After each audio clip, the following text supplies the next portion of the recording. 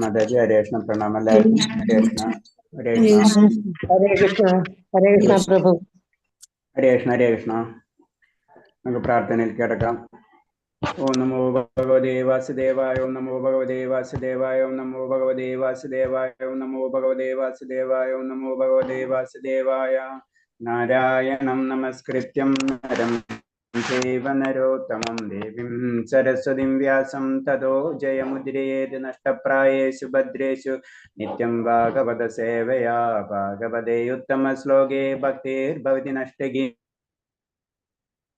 മൂകം കരോതി വാചാലം പങ്കും ലംഘയതേ ഗിരി കൃപതമഹം വന്ദേ പരമാനന്ദമാധവം ശ്രീഗുരുദീനധാരിണം ശ്രീചൈതന്യമീശ്വരം ജ്ഞാനതിമിരാന്തസ്യ ജ്ഞാനാഞ്ജലശലാകയാ ചക്ഷുഷ്മിനിതം യേന തസ്മൈ ശ്രീഗുരുവേ നമഃ. ശ്രീചൈതന്യം മനോഭീഷ്ടം സ്ഥാപിതം യേന ഭൂതലേ സ്വയം ധൂപകഥാമഹ്യം തഥാ ദിശഭാന്തികം വന്ദേഹം ശ്രീഗുരു ശ്രീയുതപദകമലം ശ്രീഗുരും വൈഷ്ണവാംശ ശ്രീരൂപം സാഗരജാതം സഹന രഘുനാഥ ആനിദം തം സജീവം സാദേവം സാവധൂതം പരിജന സഹിതം കൃഷ്ണ ചൈതന്യദേവം ശ്രീരാധാ കൃഷ്ണപാദാൻ സഹന ലളിത ശ്രീവിശാഖാനിം താം സാഹേ കൃഷ്ണ കരുണാ സിന്ധു ദീനബന്ധോ ജഗത്പദേ ഗോപേശ ഗോപികാ കാന്ത രാധാ കാന്ത നമസ്തുതേ തപ്തകാഞ്ചന ഗൗരാംഗി രാധേ വൃന്ദാവനേശ്വരി വൃഷഭാനുസുതേ ദേവി പ്രണമാമി ഹരിപ്രിയേ. വാഞ്ചാകൽപതരൂപേച്ഛ കൃപാ സിന്ധിഭ്യേവ ച പതിനാം പാവനേഭ്യോ വൈഷ്ണവേഭ്യോ നമോ നമഃ. നമോ വിഷ്ണുപാദായ കൃഷ്ണപ്രേഷ്ഠായ ഭൂതലേ ശ്രീമദേ ഭക്തിവേദാന്ത സ്വാമിന്നിധി നാമിനേ നമസ്തേ സാരസ്വതേവേ ഗൗരവാണി പ്രചാരിണി നിർവിശേഷശൂന്യവാദി പാശ്ചാത്യദേശധാരിണി. ജയ ശ്രീകൃഷ്ണ ചൈതന്യ പ്രഭു നിത്യാനന്ദ ശ്രീ അദ്വൈത ഗദാധര ശ്രീവാസാദി ഗൗരഭക്തവൃന്ദ. ഹരേ കൃഷ്ണ കൃഷ്ണ കൃഷ്ണ ഹരേ ഹരേ ഹരേ രാമ രാമ രാമ ഹരേ ഹരേ. ഹരേ കൃഷ്ണ കൃഷ്ണ കൃഷ്ണ ഹരേ ഹരേ ഹരേ രാമ രാമ രാമ ഹരേ ഹരേ. ഹരേ കൃഷ്ണ കൃഷ്ണ കൃഷ്ണ കൃഷ്ണ ഹരേ ഹരേ ഹരേ രാമ രാമ രാമ ഹരേ ഹരേ. ഹരേ കൃഷ്ണ കൃഷ്ണ കൃഷ്ണ ഹരേ ഹരേ ഹരേ രാമ രാമ രാമ ഹരേ ഹരേ. ഹരേ കൃഷ്ണ പ്രഭാതിക്ക് ജയ ഗുരുദേവ് കി ജയ ഗൗരി വൈഷ്ണവ ഭക്തർക്ക് ജയ്. ഹരേ കൃഷ്ണ ഹരേ കൃഷ്ണ മാതാജി ഹരേ കൃഷ്ണ. നമ്മളിന്ന് 18ാമത്തെ ചാപ്റ്റർ അല്ലേ? അതെ പ്രഭു. 18ാമത്തെ. നമുക്ക് 18 ക്വസ്റ്റ്യൻ വന്നിട്ടില്ല പ്രഭു. 18 വിട്ടില്ലേ? നാളെ വിട്ടുപോയിട്ടുണ്ടോ പറയാം. അപ്പൊ 18 കൂടെ കഴിഞ്ഞിട്ട് നമുക്ക് നാളെ ഡിസ്കസ് ചെയ്യാം. ഓക്കെ വിട്ടുപോയിട്ടുണ്ടോ? കൃഷ്ണ. ഓം നമോ ഭഗവതേ വാസുദേവായ. ഓം നമോ ഭഗവതേ വാസുദേവായ. ഓം നമോ ഭഗവതേ വാസുദേവായ. അപ്പൊ ഇതില് ഹർഷോത്മതമായ പ്രേമത്തിന്റെ സ്വഭാവം, ഹർഷോത്മത പ്രേമത്തിനെ പറ്റി നമ്മൾ ഇന്നലെ പറഞ്ഞു. ഇനി ആ സ്വഭാവം അപ്പൊ നമുക്കറിയാം ലാസ്റ്റ് ചാപ്റ്റേഴ്സ് ഒക്കെ പിന്നെ ഞാൻ പറഞ്ഞില്ലേ നമ്മളെ ശ്രദ്ധ, സാധു, സംഘ, ഭജന, ക്രിയ, അനിഷ്ട, രുചി, അങ്ങനെ ഭാവം, പിന്നെ പ്രേമം, അങ്ങനെ പ്രേമഭക്തി കഴിഞ്ഞു, ഭാവഭക്തി കഴിഞ്ഞു. അതിൽ പ്രേമഭക്തി എന്താണെന്ന് പറയാണ്. ആ പ്രേമഭക്തിയിൽ വരുന്നതാണ് ഹർഷോത്മതമായിട്ടുള്ള പ്രേമം. അത് കഴിഞ്ഞ അദ്ദേഹത്തിന് നമ്മൾ പറഞ്ഞു ഹർഷോത്മതമായ പ്രേമത്തിന്റെ സ്വഭാവം പിന്നെ പറയാണ്. ആ സ്വഭാവത്തിനെ പറ്റി വിശദീകരിക്കുകയാണ്. അടുത്തത് കൃഷ്ണോത്മ ഹർഷോത്മ പ്രേമം വളർത്തിയിട്ടുള്ള വ്യക്തിയുടെ സവിശേഷ ഗുണരൂപങ്ങൾ രൂപഗോസ്വാമി വിവരിക്കുന്നു. ആ അവസ്ഥയിലേക്ക് എത്തിയിട്ടുള്ളവര് നമ്മൾ ഇന്നലെ പറഞ്ഞു. ശരീരത്തിൽ നിന്ന് ഇത് വരുന്നൊക്കെ പറഞ്ഞു അല്ലെ, കണ്ണിനീര് വരാ, അങ്ങനത്തെ പല കണ്ണുനീര് വരിക എന്നൊക്കെ നമ്മൾ ഇന്നലെ പറഞ്ഞു അല്ലെ. അപ്പൊ അതേപോലെ തന്നെയാണ്. കാരണം അതില് ഫുൾ ഇൻവോൾവ്മെന്റ് ആകുമ്പോഴാണ് നമുക്ക് അങ്ങനത്തെ ഉള്ള വിശേഷങ്ങളൊക്കെ കാണപ്പെടാം. പിന്നെ ആ വ്യക്തികൾ അങ്ങനത്തെ ഒരു വ്യക്തി ആയിത്തീരണമെങ്കിൽ നമ്മളെ കയ്യിൽ എന്തുണ്ടാവണം എന്നും കൂടിയാണ് പറയുന്നത്. അപ്പൊ എന്താണ് പറഞ്ഞത്? തന്റെ സമയം മുഴുവനും ഭഗവാന്റെ ഭക്തി സേവനത്തിൽ ഉപയോഗിക്കാൻ ഉത്സുകനായിരിക്കും. ആ അവസ്ഥയിലേക്ക് എത്തുമ്പോൾ നമ്മൾ പറഞ്ഞത് ഭഗവാന്റെ ആ അവസ്ഥ പ്രേമ ഭക്തിയിലേക്ക് എത്തുന്ന ഒരവസ്ഥ എത്തുമ്പോഴേക്കും ആ വ്യക്തി എന്താണ്? ഭഗവാന്റെ കാര്യം മാത്രമായിരിക്കും, വേറെ ഒന്നും ഉണ്ടാവില്ല ആഗ്രഹം. അപ്പൊ അത് മാത്രം ആഗ്രഹം വെച്ച് നടക്കുന്ന വ്യക്തിയായിരിക്കും. വേറെ അതിന്റെ അപ്പുറത്തേക്ക് ഒരു ആഗ്രഹം ഉണ്ടാവില്ല. ഒരിക്കലും അലസനായിരിക്കാൻ ഇഷ്ടപ്പെടുകയില്ല, വെറുതെ ഇരിക്കില്ല, ഭഗവാന്റെ കാര്യത്തിനെ പറ്റി മാത്രം ചിന്തിച്ചുകൊണ്ടിരിക്കുക. ഇപ്പൊ നമുക്കറിയാം, നമ്മളൊരു വ്യക്തിനെ വളരെയധികം ഇഷ്ടപ്പെട്ട് കഴിഞ്ഞാൽ, മക്കളോ അല്ലെങ്കിൽ ആരെങ്കിലും ആയിക്കോട്ടെ, A to Z, അവർക്ക് വേണ്ടി പിന്നെ നമ്മൾ ഉറക്കൊഴിച്ചിരിക്കുക എന്ന് പറയില്ലേ, ഈ അവസ്ഥയായിരിക്കും. ശരിക്കും ഭക്തിയിലും അത് തന്നെയാണ്. ആ പ്രേമഭക്തിയിലേക്ക് എത്തുമ്പോൾ പിന്നെ എന്താണ്? അലസത എന്നുള്ള ഒരു സംഭവം ഉണ്ടാവില്ല. എല്ലാപ്പോഴും ഭഗവാനെ പറ്റി ചിന്തിച്ചിരിക്കും. ദിവസം മുഴുവൻ യാതൊരു വ്യതിചലനവും കൂടാതെ സേവനം നടത്താൻ ഇങ്ങനെയുള്ളവരുടെ ആഗ്രഹം. അപ്പൊ നമ്മളെ ശരീരവും നമ്മുടെ മനസ്സോ ഇതിനെപ്പറ്റി അടക്കം നമ്മൾ മറന്നു പോയിട്ട് ഭഗവാനെ പറ്റിയിട്ടുള്ള സേവന കർമ്മങ്ങൾ മാത്രം ചിന്തിച്ചിരിക്കുക. എപ്പോഴും അടക്കമുള്ളവനും സ്ഥിര പരിശ്രമിയുമായിരിക്കും. ഇപ്പൊ നിഷ്ഠ എല്ലാം കറക്റ്റായിട്ട് അച്ചടക്കത്തോടുകൂടി ചെയ്യുന്നവനുമായിരിക്കും, എപ്പോഴും പരിശ്രമിച്ചുണ്ട്. എത്ര ചെയ്താലും പോരാന്നുള്ളൊരു അവസ്ഥ അല്ലെ? നമ്മളൊരു വ്യക്തിനെ സ്നേഹിച്ചു കഴിഞ്ഞാൽ പിന്നെ ആ വ്യക്തിക്ക് ചെയ്യേണ്ട എന്ത് കാര്യം നമുക്ക് പോരാന്ന് തോന്നും. എന്നത് പറഞ്ഞ പോലെ ഭഗവാനിലേക്ക് അത്ര ആകർഷണം വരുമ്പോ ഭഗവാന് വേണ്ടി ചെയ്യുന്ന ഒരു കാര്യവും പോരാന്നുള്ളൊരു അവസ്ഥ വരും. എപ്പോഴും പരിശ്രമിച്ചുകൊണ്ടിരിക്കും. ഭൗതിക ആകർഷണത്തിൽ സദാ അനാസക്തനായിത്തീരും. ഭൗതികതയിലത്തെ യാതൊരു ബന്ധവും, അതിലത്തെ സ്വർണം കൊണ്ടുവച്ചാലും വെള്ളി കൊണ്ടുവച്ചാലും കല്ല് കൊണ്ടുവച്ചാലും ഒക്കെ ഒരേപോലെ കാണുന്ന അവസ്ഥ, ആ അവസ്ഥയിലേക്ക് ആ വ്യക്തി എത്തിയിട്ടുണ്ടാവും. താൻ നൽകുന്ന സേവനത്തിന് ഭൗതിക ആദരവ് പോലും ആഗ്രഹിക്കുന്നില്ല. ഒരു ആദരവ് പോലും ഒന്നും പ്രതീക്ഷിക്കുക. അഭിലാഷത്തെ ശൂന്യജ്ഞാന കർമാതി ആവൃത. ഒരു അഭിലാഷങ്ങളും ഉണ്ടാവില്ല. താൻ ചെയ്യുമ്പോൾ അതിന് ആദരവ് വേണം, ഇങ്ങനത്തെ ഒരു ചിന്തകൾ ഉണ്ടാവില്ല. കൃഷ്ണന്റെ കാരുണ്യം തന്നിലുണ്ടെന്ന് എപ്പോഴും ഉറച്ച് വിശ്വസിക്കുന്നു. ഏത് സമയം ഭഗവാന്റെ കാരുണ്യം എന്നിലുണ്ടായിരിക്കും എന്ന് ഉറച്ച് വിശ്വസിച്ചു. അതായത് ദൃഢനിശ്ചയം, ആ വ്യക്തിയിലേക്ക് ആ ദൃഢനിശ്ചയം വന്നിട്ടുണ്ടാവും. വിശ്വസ്തയോടെ സദാ ഭഗവത് സേവനത്തിൽ ഏർപ്പെടാൻ ഉത്സുകനായിരിക്കും. തിരുനാമങ്ങൾ ഉരുവിടുന്നതിൽ സദാ എപ്പോഴും താല്പര്യമുണ്ടായിരിക്കും. ഭഗവാന്റെ സർവ്വച്ഛായായ ഗുണങ്ങളെ വർണ്ണിക്കാൻ, ഭഗവാനെ പറ്റി എപ്പോഴും വർണ്ണിക്കാൻ ഇഷ്ടപ്പെടുന്ന വ്യക്തികളായിരിക്കും. എത്ര പറഞ്ഞാലും മതിയാവില്ല ഭഗവാനെ പറ്റി. ആ അവസ്ഥയിലേക്കൊക്കെ ആ വ്യക്തി എത്തിയിട്ടുണ്ടാവും. ഭഗവാന്റെ ലീലാവിലാസങ്ങൾ കൊണ്ട് പവിത്രമായ സ്ഥലത്ത് താമസിക്കുന്നതിൽ സന്തുഷ്ടം. മധുര, വൃന്ദാവനം, ദാബര തുടങ്ങിയ സ്ഥലങ്ങൾ. പിന്നെ എന്താണ്? ആത്മീയ സ്ഥലങ്ങളിൽ അവിടെ താമസിക്കാൻ ഇഷ്ടപ്പെടാം. പ്രത്യേകിച്ച് ഭഗവാൻ ലീലകൾ നടന്നിട്ടുള്ള സ്ഥലങ്ങളൊക്കെ. ഇങ്ങനത്തുള്ള വ്യക്തികളെ അവരുടെ ലക്ഷണങ്ങളാണ് പറഞ്ഞത്. ശരിക്കും ഹർഷോത്മക അവസ്ഥയിലേക്ക് എത്തിയിട്ടുള്ള വ്യക്തികളുടെ ആ സ്വഭാവങ്ങളാണ് ഇപ്പൊ പറയുന്നത്. പിന്നെ സമയത്തിന്റെ, അപ്പൊ ആ വ്യക്തി എന്താണ്? ഓരോരോ കാര്യങ്ങൾ, സമയം വളരെ കുറവാണ് അല്ലെ മനുഷ്യ ജീവിതത്തിൽ. ആ സമയം എങ്ങനെ ഉപയോഗിക്കാം, അത് മാത്രം. അതിന് ഭഗവാന്റെ കാര്യം ഉപയോഗിക്കുമ്പോൾ സമയത്തിന് വളരെയധികം ഇമ്പോർട്ടന്റ് ഉണ്ട്. അപ്പൊ സമയവും വളരെ ശ്രദ്ധിച്ച് ഉപയോഗിക്കുക. കൃഷ്ണോത്മകമായി ഹർഷോത്മക പ്രേമം വന്നിട്ടുള്ളവരിൽ കളർപ്പറ്റ ഭക്തി തന്റെ വാക്കുകൾ സദാ പ്രാർത്ഥനയ്ക്ക് വേണ്ടി ഉപയോഗിക്കുന്നു. ഒരു സമയവും വെറുതെ കളയില്ല. ഏത് സമയം എന്ന് ഭഗവാന്റെ പ്രാർത്ഥനയും അല്ലെങ്കിൽ ഭക്തിയുത സേവനങ്ങളിൽ നിരതരായിരിക്കും. ഉള്ളിൽ സദാ കൃഷ്ണചിന്തയായിരിക്കും. ശരീരത്തെ ഭഗവാനെ സ്മരിക്കാൻ അതുപോലുള്ള മറ്റു സേവനങ്ങൾ ഏർപ്പെടും. അപ്പൊ ശരീരം, മനസ്സും വാക്കും ഭഗവാന് കൊടുത്തു കഴിഞ്ഞു. പിന്നെ ശരീരം, ഈ ശരീരം എന്ന് പറഞ്ഞാൽ മറ്റു സേവനങ്ങൾ എന്ന് പറഞ്ഞാൽ ശരീരം കൊണ്ട് ചെയ്യാവുന്ന എല്ലാ സേവനങ്ങളും ആ വ്യക്തി ചെയ്തിരിക്കും. ഹർഷോത്മക പ്രവർത്തനങ്ങൾ ചിലപ്പോൾ കണ്ണീർ പൊഴിക്കും. അപ്പൊ ആ അവസ്ഥയിൽ എത്തുമ്പോഴാണ് കണ്ണീര് വരുന്നതും അതുപോലെ തന്നെ വിറയിലൊക്കെ വരുന്ന ആ സംഭവങ്ങൾ വരുന്നത്. അതിലേക്കാണ്ട് മാറിക്കഴിഞ്ഞു പ്രേമത്തിലേക്ക് കടന്നു കഴിഞ്ഞ വ്യക്തികളാണ്.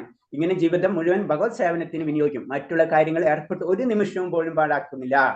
ഭൗതിക കാര്യം എന്ന് പറഞ്ഞാൽ അത് വേസ്റ്റ് ആണ്, മാലിന്യമാണ്. അപ്പൊ അതില് ഒരു സെക്കൻഡ് പോലും ചെലവാക്കൂല. എല്ലാ കാര്യങ്ങളും ഭഗവാന്റെ കാര്യങ്ങളായിട്ട് ബന്ധപ്പെട്ടിട്ടാണ് നടക്കുക. ഇപ്പൊ നമ്മളെ രീതിയിൽ വലിയ വലിയ ആചാര്യന്മാര്, നമ്മളിപ്പോ നാമനിഷ്ഠ പ്രഭു തന്നെ നമ്മളെ ആചാര്യൻ, ഇപ്പോഴത്തെ ടെമ്പിൾ പ്രസിഡന്റ്, അദ്ദേഹം എന്താ ചെയ്യണമെന്ന് നമുക്കറിയാം.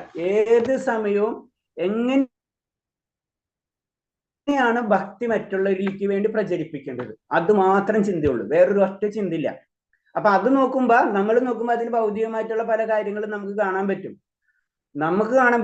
പക്ഷെ എന്താണ് പ്രഭു ചെയ്യുന്നത്? എന്താണ് കാരണം എന്ന് വെച്ച് കഴിഞ്ഞാൽ അതിനു വേണ്ടി മറ്റുള്ളവർക്ക് എങ്ങനെ എത്തിക്കാം, അതിന്റെ പ്ലാനിങ് ആണ് ചെയ്യുന്നത്, വേറൊരു പ്ലാനിങ്ങും അല്ല.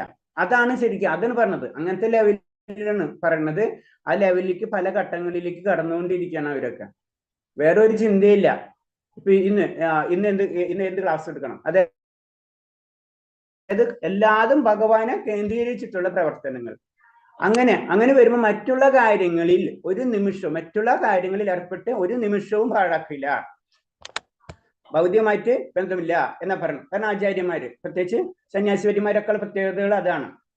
അവരെന്താണ് നമ്മളെപ്പോലെയുള്ള സാധാരണ ജനങ്ങൾക്ക് ഭഗവാന്റെ ഭക്തി പകർന്നു കൊടുക്കാൻ വേണ്ടി എപ്പോഴും പരിശ്രമിച്ചുകൊണ്ടേയിരിക്കുകയാണ്. അതാണ് സന്യാസിവര്യന്മാരുടെ പ്രത്യേകത.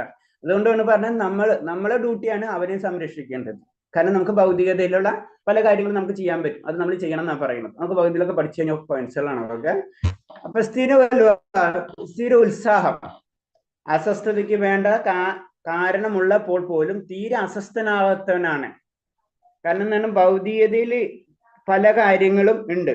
കാരണം നമ്മൾ ആത്മീയതയിലേക്ക് ഭഗവാന്റെ കാര്യങ്ങളിലേക്ക് കടക്കുമ്പോൾ പല പ്രശ്നങ്ങൾ വന്നുകൊണ്ടേയിരിക്കും. അത് കടന്നാലും ഉണ്ടാവും, കടന്നില്ലെങ്കിലും ഉണ്ടാവും. അപ്പൊ നമ്മൾ ചിലപ്പോൾ വിചാരിക്കും, ഭഗവാനെ ഞാൻ എത്ര പ്രാർത്ഥിച്ചിട്ട് എന്താണ്, അതില്ലെങ്കിൽ ഇത് ഉണ്ടാവും. ഇത് രണ്ടും റെഡിമേഡാണ്. ഭൗതിക ലോകത്തിൽ നിലനിൽക്കുന്നിടത്തോളം കാലം ഏതൊരു വ്യക്തിക്കും അനുഭവപ്പെടേണ്ട കാര്യങ്ങളുണ്ട്. അപ്പൊ അങ്ങനത്തെ കാര്യങ്ങളിൽ ഈ വ്യക്തി അസ്വസ്ഥനാകില്ല. അതാണ് പ്രത്യേകത. നമ്മളാണെങ്കിൽ പെട്ടെന്ന് മാറും, നമ്മളെ മൈൻഡ് പെട്ടെന്ന് മാറിക്കൊണ്ട്. ഇവര് ഹർഷോത്മക പ്രേമത്തിന്റെ അവസ്ഥയിൽ എത്തിയ വ്യക്തികൾ പിന്നെ ഭൗതികമായിട്ടുള്ള എന്തൊരു കാര്യം ഉണ്ടെങ്കിലും അതിൽ അസ്വസ്ഥനാകില്ല. അടക്കമുള്ളവനും സ്ഥിരോത്സാഹിയും എന്നുള്ളതാണ്. ഏറ്റവും നല്ല ഉദാഹരണം പരീക്ഷത്തിൽ മഹാരാജാവിൽ കാണാം. ഭാഗവതത്തിൽ പറയുന്നത്, തന്റെ മരണസമയത്ത് ചുറ്റിലുമുണ്ടായിരുന്ന മഹർഷിമാരുടെ അദ്ദേഹം പറഞ്ഞു, മഹാബ്രാഹ്മണരെ, നിങ്ങൾ എന്നെ എപ്പോഴും നിങ്ങളുടെ അർപ്പിത ദാസനായി കണക്കാക്കണം. അപ്പൊ ചുറ്റുമുള്ള മഹർഷിമാരോട് പറയാണ്. പരീക്ഷിത്ത് മഹാരാജാവ് അതാണ് ഭക്തൻ അല്ലേ. അപ്പൊ അതുപോലെ പരീക്ഷിത്ത് മഹാരാജ് കാരണം ചുറ്റുമുള്ള എല്ലാവരെയും ഉന്നത വ്യക്തികളായിട്ട് കണക്കാക്കാണ്. ഭഗവാൻ കൃഷ്ണന്റെ പാദാരവിന്ദങ്ങൾ എന്റെ മനസ്സുറപ്പിക്കാൻ ഞാൻ ഗംഗാതീരത്ത് വന്നത്. എന്നെ അനുഗ്രഹിച്ചാലും ഗംഗാമാതാവും എന്നിൽ സംഭൃതനായി തീരട്ടെ. ബ്രാഹ്മണപുത്രന്റെ ശാപം എന്നിൽ പതിക്കട്ടെ. ഞാനത് കാര്യമാക്കുന്നില്ല. കാരണം എന്താ വെച്ചാൽ ഇതൊക്കെ ഭൗതികതയുമായിട്ട് ബന്ധപ്പെട്ടിട്ടുള്ളതാണ് അല്ലെ. ശാപവും മറ്റുള്ള എല്ലാ കാര്യങ്ങളും അതൊന്നും എന്നെ ബാധിക്കുന്നില്ല എന്ന് പറയുന്നത്. എന്റെ ജീവിതം അവസാന നിമിഷങ്ങളിൽ നിങ്ങളെല്ലാം ദയവായി വിഷ്ണുവിന്റെ തിരുനാമങ്ങൾ ഉരുവിട്ടാലും അങ്ങനെ അദ്ദേഹത്തിന്റെ സർവശായ ഗുണങ്ങളാൽ സാക്ഷാത്കരിക്കാൻ എനിക്ക് സംഗതിയായി തീരട്ടെ. അപ്പൊ പറയണമെന്ന് വെച്ച് കഴിഞ്ഞാൽ എല്ലാവരും ഭഗവാന്റെ നാമങ്ങൾ ഉച്ചരിച്ച് അത് എന്നിലേക്ക്, കാരണം ഏത് സമയം ഭഗവാന്റെ നാമങ്ങൾ ഉച്ചരിക്കുക, അത് ആരോടും പറഞ്ഞു കൊടുക്കും. ഒരു ഉത്തമനായിട്ടുള്ള ഭക്തൻ മറ്റുള്ളവരോട് ഇങ്ങനെ പറഞ്ഞുകൊണ്ടിരിക്കും. അതാണ് പരീക്ഷിത് മഹാരാജാന്റെ പ്രത്യേകത. കാരണം ഭഗവാൻ തന്നെ രക്ഷിച്ചിട്ടുള്ളതാണ് അല്ലെ. നമുക്ക് കഥകളിലും പോണില്ല, അതൊക്കെ എല്ലാവർക്കും അറിയാവുന്നതാണ്. മഹാരാജാവിന്റെ ഈ പെരുമാറ്റം ജീവിതത്തിന്റെ അന്ത്യനിമിഷത്തിൽ പോലും പ്രകടമാകുന്ന ക്ഷമാശീലം, ആ മനസ്സിനെ സ്വച്ഛന്തമായ നില, ഇതെല്ലാം അടക്കുന്നതിന് ഉദാഹരണമാണ്. കാരണം നിങ്ങൾ സാധാരണ ഒരു മനുഷ്യന് മരണസമയത്ത് ഭയങ്കര, ഒന്നാമത്തെ നമ്മൾ മരണം അറിഞ്ഞു കഴിഞ്ഞു. ഈ സമയത്ത് ഇന്ന ദിവസം ഇന്ന സെക്കൻഡില് കർഷകൻ മരിക്കുന്ന അറിഞ്ഞു കഴിഞ്ഞു. അപ്പൊ സാധാരണ ഒരു ചിന്താഗതി നോക്കിയാൽ നമുക്കത് നമ്മളെ പോലുള്ളവർക്ക് വളരെ ബുദ്ധിമുട്ടായിരിക്കും അല്ലെ. അതിനാ ക്ഷമാശീലം എന്ന് പറയുന്നത്. കൃഷ്ണനോട് ഹർഷോത്മക പ്രേമം വളർന്നു കഴിഞ്ഞിട്ടുള്ള വ്യക്തി സവിശേഷ ഗുണങ്ങളാണ് ഇതെല്ലാം. അപ്പൊ ക്ഷമ, ഉത്സാഹം, ഇതൊക്കെ എന്താണ് ഭഗവാനായിട്ടുള്ള ഹർഷോത്മകം പ്രേമം വളർന്നിട്ടുള്ള വ്യക്തികളുടെ ഗുണങ്ങളാണ് എന്ന് പറയാണ്. അനാസക്തി, നമ്മളായ 9 പോയിന്റ് ഡീറ്റെയിൽ ആയിട്ട് പറഞ്ഞു പോവാണ്, വേറെ ഒന്നുമില്ല ഇതിലൊക്കെ. അനാസക്തി, ഇന്ദ്രിയങ്ങൾ എപ്പോഴും വിഷയസുഖങ്ങൾ കൊതിക്കുന്നു. നമുക്കറിയാം നമ്മൾ ഇന്ദ്രിയങ്ങള് എപ്പോഴും വിഷയസുഖങ്ങളാണ് കൊതിക്കുന്നത്. ഭക്തന് കൃഷ്ണോത്മകമായ അതീന്ദ്രിയ പ്രേമം വളരുമ്പോൾ ഇന്ദ്രിയങ്ങൾ ഭൗതിക സുഖങ്ങളിൽ ആകർഷണാകുന്നില്ല. അതാണ് പ്രത്യേകത. നമ്മൾ എന്താണ് ഭക്തിയിലേക്ക് കടന്ന് ഭക്തിപരമായിട്ടുള്ള കാര്യങ്ങൾ കൂടുന്നത് ചെയ്യുന്നിടത്തോളം നമ്മൾ ഇന്ദ്രിയ സുഖങ്ങളിൽ നിന്ന് പതുക്കെ പറയപ്പോ അതാണ് പറയുന്നത് ഭക്തി വരുമ്പോൾ ഭൗതികത കുറയും എന്ന് പറയുന്നത്. മനസ്സിന്റെ ഈ അവിശേഷത്തെ അനാസക്തി എന്ന് പറയുന്നു. അപ്പൊ അതാണ് അനാസക്തി എന്ന് പറയുന്നത്. ഭരതരാജാവിന്റെ സ്വഭാവവുമായി ബന്ധപ്പെടുത്തി അനാസക്തിയെ നല്ല ഉദാഹരണമായി ചൂണ്ടിക്കാട്ടുന്നു. ശ്രീമദ് ഭാഗവതത്തിൽ ഇങ്ങനെ പറയുന്നു: ചക്രവർത്തിയായ ഭരതൻ കൃഷ്ണന്റെ പാദകമലങ്ങളുടെ സൗന്ദര്യത്തിൽ ആകർഷനായി നന്നേ ചെറുപ്പത്തിൽ തന്നെ കുടുംബം, സന്താനങ്ങൾ, സുഹൃത്തുക്കൾ, രാജ്യം തുടങ്ങിയവയെല്ലാം ഉപേക്ഷിച്ച് അങ്ങനെ അസപ്രസമായ വിസർജ്യത്തെ പോലെ അത്രയും, അതായത് ശരിക്കും പറയുന്നത് ഭൗതികത എന്ന് പറഞ്ഞാൽ അങ്ങനെയാണെന്നാ പറയുന്നത്. അത്രയും ഡേഞ്ചറാണ് ശരിക്കും. അത് ഒരിക്കലും ആവശ്യമില്ലാത്ത ഒരു കാര്യം നമ്മൾ ഏറ്റെടുത്ത് വെച്ചിരിക്കുന്ന പോലെയാണ്. അപ്പൊ അതിനൊരു ഉദാഹരണമാണ് പറഞ്ഞത്. ആരും ഭരത മഹാരാജാവിന്റെ കഥ പറയണം. ഭരത മഹാരാജാവിന്റെ കാര്യം നമുക്കറിയാം. വളരെ ചെറുപ്പത്തിൽ തന്നെ ഇതൊക്കെ ഉപേക്ഷിക്കുകയാണ് ചെയ്യണം. രാജ്യവും കുടുംബവും ഒക്കെ ഉപേക്ഷിച്ച് എന്ത് ഭഗവാന്റെ പാദകമലങ്ങളുടെ സൗന്ദര്യം അല്ലെങ്കിൽ പാദകമല സമർപ്പിതമായിട്ടാണ് അങ്ങനത്തെ കാര്യങ്ങൾ ചെയ്യുന്നത്. അതായിരിക്കും ഒരു ഭക്തൻ എന്ന് പറഞ്ഞു തരുന്നത്. അതാണ് അനാസക്തി എന്നുള്ള കാര്യത്തിനെ പറ്റി പല പല ഉദാഹരണങ്ങൾ പറഞ്ഞു തരാണ്. അനാസക്തി എന്നാൽ സുഖഭോഗങ്ങളുടെ പ്രലോഭങ്ങളിൽ നിന്ന് കൃത്യമായി ഒഴിഞ്ഞു മാറൽ. അപ്പൊ അത് കൃത്യമായിട്ട് ഒഴിഞ്ഞു മാറാം. നമ്മൾ കൃത്രിമമായ ഒഴിഞ്ഞു മാറൽ എന്നല്ല അർത്ഥമാക്കുന്നത് എന്ന് ഇത് വ്യക്തമാക്കുന്നു. ഇത്തരം പ്രലോഭനങ്ങളുടെ സാന്നിധ്യത്തിൽ പോലും ഭൗതിക സുഖങ്ങളിലേക്ക് ആകർഷിക്കപ്പെടാതെ നിൽക്കാൻ കഴിയുന്നവനാണ് അനാസക്തൻ. തുടക്കത്തിൽ ഒരു പ്രാരംഭൻ എല്ലാ തരത്തിലുള്ള വിലോപനങ്ങൾക്ക്, ആകർഷണങ്ങളിൽ നിന്ന് വിട്ടു നിൽക്കാൻ ശ്രമിക്കണം. അപ്പൊ 2 സെക്ഷനാണ് പറയുന്നത്. ഇല്ല ഇതെല്ലാതും ഭഗവാൻ നോക്കിക്കോളും എന്നല്ല ചിന്തിക്കേണ്ടത്. നമ്മളെ സൈഡിൽ നിന്നും പല ലിമിറ്റേഷൻസ്, റിസ്ട്രിക്ഷൻസ്, നിയന്ത്രണങ്ങൾ ഇതൊക്കെ നമ്മൾ പാലിച്ചിരിക്കണം. അതിന് പ്രാരംഭ ഭക്തനിൽ എന്ന് പറയുന്നത്. അതിന് ചില നിയമങ്ങൾ, ഇപ്പൊ നമ്മൾ ജനറലായിട്ട് നിയമങ്ങളൊക്കെ പറഞ്ഞതിന്റെ കാര്യങ്ങൾ അതാണ്. ചില നിയമങ്ങൾ നമ്മളിലേക്ക് കൊണ്ടുവന്നിരിക്കണം. പക്ഷെ എന്നാൽ പരിപൂർണ അവസ്ഥയിലേക്ക് എത്തുമ്പോ ഇത് പിന്നെ ഓട്ടോമാറ്റിക്കായിട്ട് അതൊന്നും ഉണ്ടാവില്ല. അതാണ് പറഞ്ഞ ഒരു ഭക്തൻ എന്താണ് അഹിംസവാദിയായിരിക്കും അല്ലെങ്കിൽ വെജിറ്റേറിയൻ ആയിരിക്കും. അത് പറയേണ്ട ആവശ്യമില്ല. പക്ഷെ അതിന്റെ അർത്ഥം എത്തുന്നത് ഞാൻ അന്ന് ശരി ഞാൻ ഭക്തനായ ശേഷം വെജിറ്റേറിയൻ ആയിക്കൊള്ളാന്നല്ല. നമ്മൾ എന്താണ് അതിനു വേണ്ടി പരിശ്രമിക്കണം. അതാണ് പറയുന്നത്. അവിടെ അനാസക്ത എന്നുള്ള ആദ്യം അനാസക്ത നമ്മളെ ഉള്ളിലേക്ക് പെട്ടെന്ന് വരില്ല. നമ്മൾ എന്താണ് കുറെ കാര്യങ്ങൾ നമ്മൾ റിസ്ട്രിക്ഷൻ ചെയ്യണം. അങ്ങനെ റിസ്ട്രിക്ട് ചെയ്ത തപസ്, ആ തപസ്സിന്റെ ഉദാഹരണമാണ് അതൊക്കെ. നമ്മൾ ചില തപസ്സുകൾ ചെയ്യണം. അപ്പൊ അതിന് 4 യമനങ്ങൾ, 4 ഡ്യൂട്ടീസ് നമുക്ക് ഫുൾഫിൽ ചെയ്യണം. നമുക്കറിയാം ലഹരി പദാർത്ഥങ്ങൾ അതൊക്കെ തപസ്സിനാണ് നശിപ്പിച്ചു കളയാന്നറിയാം.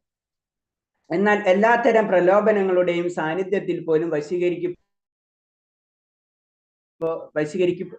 വശീകരിക്കപ്പെട്ടു പോകാതിരിക്കുക എന്നതാണ് യഥാർത്ഥ ഭക്തന്റെ നില. അപ്പൊ യഥാർത്ഥ ഭക്തൻ എന്ന് പറഞ്ഞു കഴിഞ്ഞാല് എന്ത് വന്നാലും വ്യതിചലിക്കാതിരിക്കുക, അതാണ് ഒരു ഭക്തൻ. പക്ഷെ എന്താണെന്ന് വെച്ചാൽ നമ്മൾ ഭക്തനല്ലാത്തടത്തോളം കാലം നമ്മൾ എന്ത് ചെയ്യണം? നമ്മൾ പ്രാക്ടീസ് ചെയ്യണം. അതാണ് പ്രോബ്ലം. നമ്മൾ പ്രാക്ടീസ് ചെയ്ത് കൊണ്ടുവരണം. നമ്മൾ ഇന്ദ്രിയങ്ങളെ നിയന്ത്രിക്കണം. പല കാര്യങ്ങൾ വേണ്ടാന്ന് വെക്കണം. ചില കാര്യങ്ങൾ വേണ്ടാന്ന് വെക്കണം. ചില കാര്യങ്ങൾ വേണമെന്ന് വെക്കണം. ഭഗവാനോട് ബന്ധപ്പെട്ടിട്ടുള്ള കാര്യങ്ങൾ വേണമെന്ന് വെക്കണം. ഭഗവാനോട് ബന്ധപ്പെട്ടാത്ത കാര്യങ്ങൾ വേണ്ടാന്ന് വെക്കണം. ഇത് രണ്ടും നമുക്ക് വേണം. അതാണ് പറയുന്നത് അനാസക്തമായ യഥാർത്ഥമാനന്ദം. അപ്പൊ അനാസക്ത എന്ന് പറഞ്ഞാൽ ഇതാണ് ഉദ്ദേശിക്കുന്നത്. അങ്ങനെ ഓരോ പോയിന്റുകൾ പറഞ്ഞു പോവാണ് നമ്മളെ 9 കാര്യത്തില്. ഇനി അഹങ്കാരമില്ലായ്മ. ശുദ്ധ സാക്ഷാത്കാരത്തിന്റെ സർവഗുണങ്ങളുള്ള ഭക്തൻ തന്റെ സ്ഥിതിയിൽ അഹങ്കരിക്കാതിരിക്കുമ്പോൾ അയാളെ നിരഹങ്കാരി എന്ന് പറയുന്നു. അപ്പൊ എന്താണ്, നമ്മള് ഓട്ടോമാറ്റിക് ആയിട്ട് ഭക്തൻ ഉയർന്ന തലത്തിലേക്ക് വരുമ്പോൾ പല ഗുണങ്ങളിലും അവനിൽ കാണപ്പെട്ടു തുടങ്ങും.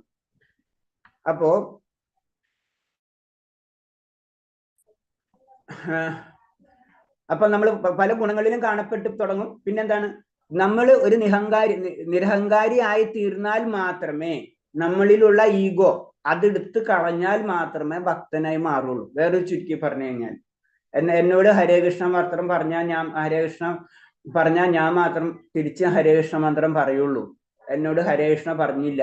ഇങ്ങനൊക്കെ നമ്മൾ സ്ഥിരമായിട്ട് കേൾക്കണതാണ്. ഭക്തന്മാര് തന്നെയാണ്. പക്ഷെ അവര് പറയും എന്നോട് ഹരേ കൃഷ്ണ, ഞാൻ എന്താണെന്ന് അറിയില്ല, എന്നോട് ഹരേ കൃഷ്ണ മന്ത്രം പറഞ്ഞില്ല. അങ്ങനെ മറ്റുള്ളവരോടൊക്കെ പറഞ്ഞു, എന്നോട് പറഞ്ഞില്ല, ഹരേ കൃഷ്ണ പറഞ്ഞില്ല. ഇത് പറഞ്ഞു. ഇതൊക്കെ എന്താണ്, നമ്മൾ ഈഗോ കോംപ്ലക്സ് ആണ്. അതൊക്കെ എടുത്ത് കളയണം എന്ന് പറയുന്നു. അപ്പൊ എന്താണ്, ശുദ്ധ സാക്ഷാത്കാരത്തിന്റെ സർവ്വഗുണങ്ങളുള്ള ഭക്തൻ തന്റെ സ്ഥിതിയിൽ അഹങ്കരിക്കാതിരിക്കുമ്പോൾ അയാളെ നിരഹങ്കാരി എന്ന് പറയുന്നു. ഉദാഹരണം പറയാണ്.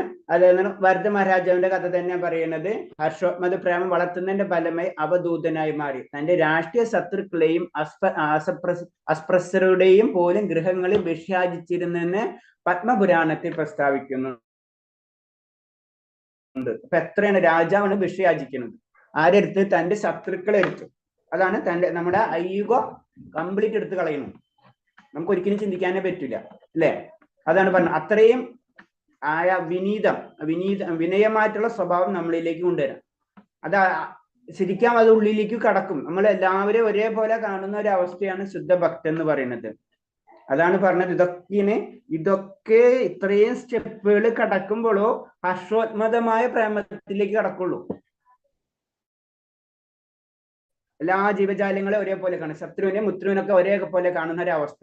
ഇതൊക്കെയാണ് ലാസ്റ്റ്, അതായത് 19ാമത്തെ ചാപ്റ്റർ ആയി തുടങ്ങി. അപ്പൊ 19ാമത്തെ ചാപ്റ്റർ ആയി പോകുമ്പോ പ്രേമം എന്ന് പറഞ്ഞാൽ ഇതാണെന്ന് നമ്മളോട് പറഞ്ഞു തരും. അപ്പൊ നമ്മൾ എല്ലാവരും എന്താണ് ആ പ്രേമത്തിലേക്ക് കടക്കേണ്ട വഴികൾ നമ്മൾ ഓരോന്ന് ചെയ്തുകൊണ്ടിരിക്കുക. അപ്പൊ അതിലാണ് നിയന്ത്രണങ്ങൾ, ജീവിതത്തിൽ നിയന്ത്രണങ്ങൾ കൊണ്ടുവന്നേ പറ്റൂ. സ്ഥിരം ഉത്സാഹിക്കണം, അഹങ്കാരമില്ലാത്ത അവസ്ഥയിലേക്ക് ചെയ്യണം. അതിനെന്തൊക്കെ ചെയ്യാൻ പറ്റും അതല്ലാതെ നമ്മൾ ചെയ്യാം. അപ്പൊ ചുരുക്കി പറഞ്ഞു കഴിഞ്ഞാൽ അതിനൊരു ഉദാഹരണം പ്രാക്ടിക്കലായിട്ട് നമ്മൾ ചെയ്യുന്നത്, ഭഗവത്ഗീത നമ്മൾ ഡിസ്ട്രിബ്യൂഷൻ ചെയ്യും. എന്താണ് ഡിസ്ട്രിബ്യൂഷൻ എന്ന് പറഞ്ഞാൽ നമ്മൾ ബജാറിലോ എവിടെയെങ്കിലും കൊണ്ട് ചെയ്യും. അപ്പൊ നമ്മൾ ഇത് ബുക്കും കൊണ്ട് ചേർന്ന് കഴിഞ്ഞാല് അപ്പോഴേ നമുക്ക് മനസ്സിലാവുള്ളൂ നമുക്ക് എന്തൊക്കെയാണ് അനുഭവങ്ങൾ കിട്ടണം. ഒരു 10 പേരെ എടുത്ത് പോയി കഴിഞ്ഞാലോ ഒരാൾ വാങ്ങിക്കുള്ളൂ. അവരെല്ലാവരും സംസാരം കേൾക്കുമ്പോഴാണ് നമ്മൾ മനസ്സിലാവാ നമ്മൾ എന്താണ്. നമ്മൾക്ക് അപ്പോഴാണ് അയാൾക്ക് ഈഗോ നമ്മളെ പതുക്കെ താത്തിക്കളയാനാണ് ഇതൊക്കെ അതിന്റെ സിസ്റ്റം. പല ഗുണങ്ങളിലുണ്ട്. അതിൽ നമ്മൾ ഈഗോ കളയുന്ന കാര്യങ്ങളാണ്. നമ്മളൊരു ബുക്ക് കൊണ്ട് കഴിഞ്ഞാൽ ഇത് എന്തിന്റെ ബുക്കാണ്, ഇതെന്തിന് ഞങ്ങൾ വാങ്ങിക്കണം, ഇതെന്തിന് പൈസ ഇത്രയാ, ഇതൊരു 100 ചോദ്യങ്ങളുണ്ടാവും. ഒരു പബ്ലിക്കും ഒരു 5 പൈസ കൊള്ളില്ല. അപ്പൊ എന്താണ് ഇതാണ് പറഞ്ഞത്, നമ്മളെ ഈഗോ അഹങ്കാരം നമ്മളെ കുറയ്ക്കുകയാണ്. അതിനൊക്കെ വേണ്ടിയിട്ടുള്ള കുറെ ഇൻഡയറക്റ്റ് മെത്തേഡ് നമുക്ക് ഇതിൽ കാണാൻ പറ്റും ഡിസ്കൗണ്ടിൽ. അപ്പൊ പറയാണത്, ഭാരത ചരിത്രത്തിൽ ഇത്തരം ഉദാഹരണങ്ങൾ വേറെയുണ്ട്. ഈ അടുത്ത കാലത്ത് പോലും ഏതാണ്ട് 200 വർഷങ്ങൾ മുമ്പേ കൽക്കത്തിൽ ലാൽബാവ് എന്നു പേരുള്ള ഒരു മഹാജന്മി വൈഷ്ണവനായി മാറി വൃന്ദാവനത്തിൽ വസിച്ചിരുന്നു. അപ്പൊ പറഞ്ഞത് ഇപ്പോഴല്ല, ഭാരത മഹാരാജാവിന്റെ കാലത്തല്ല, ഇപ്പോഴും, അതായത് 200 വർഷങ്ങൾക്ക് മുന്നേ എന്ന് പറയാണ്. അദ്ദേഹം രാഷ്ട്രീയ വിരോധികളുടെയും വീടുകൾ ഉൾപ്പെടെ വീടാന്തരം കയറി ഭിക്ഷയാച്ചിരുന്നു. ഇത്രയും വലിയൊരു പൈസക്കാരനായിരുന്നു, ജന്മിയായിരുന്നു. പിന്നെ വൃന്ദാവനത്തിൽ താമസിച്ച് പിന്നെ എന്താണ് മറ്റുള്ള വീടുകളിൽ ഭിക്ഷയാചിച്ച് ജീവിക്കുകയാണ്. ഭിക്ഷയാചിക്കൽ അവഹേളനം സൈക്കിൾ കൂടിയാണ് ഉൾപ്പെടുന്നത്. അതാണ് നമ്മൾ എന്താണ് ഒരാൾ ചെന്ന് റിക്വസ്റ്റ് ചെയ്യണമെന്ന് വെച്ച് കഴിഞ്ഞാലും ആ വ്യക്തി എങ്ങനെ പ്രതികരിക്കും നമുക്കറിയില്ല, അല്ലേ? നമുക്ക് പല സാഹചര്യങ്ങൾ ഉണ്ടായിട്ടുണ്ടാവും ജീവിതത്തിൽ. അപ്പൊ നമ്മൾ വ്യക്തിനോട് പല സഹായങ്ങൾ ചോദിക്കും. നമുക്ക് ഉള്ളിൽ മുഴുവൻ ഇഷ്ടമായിട്ടല്ല, പക്ഷെ എന്നാലും നമ്മൾ ചോദിക്കും. ആ വ്യക്തി എങ്ങനെയാണ് പെരുമാറുന്നത് നമുക്ക് അറിയില്ല, പക്ഷെ നമ്മൾ ചെയ്യും. അതാണ് പറഞ്ഞത്, നമ്മൾ സഹിക്കാനുള്ള കഴിവ് നമ്മളിൽ വളർത്തിയെടുക്കാണ് അതൊക്കെ ചെയ്യുന്നത്. ക്ഷമ, സഹനശക്തി, ഇതൊക്കെ വളരാണ് ഓട്ടോമാറ്റിക്കായിട്ട്. അത് സ്വാഭാവികമാണ്. എന്നാൽ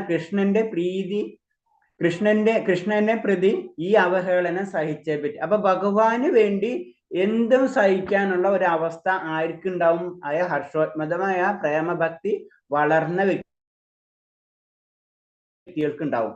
കൃഷ്ണനെ സേവനത്തിൽ കൃഷ്ണഭക്തൻ ഏതവസ്ഥയും സ്വീകരിക്കാൻ തയ്യാറായിരിക്കണം. അതാണ് ഭഗവാന്റെ സേവനത്തിന് വേണ്ടി എല്ലാ കാര്യങ്ങളും നമ്മൾ ചെയ്യാൻ തയ്യാറായിരിക്കണം.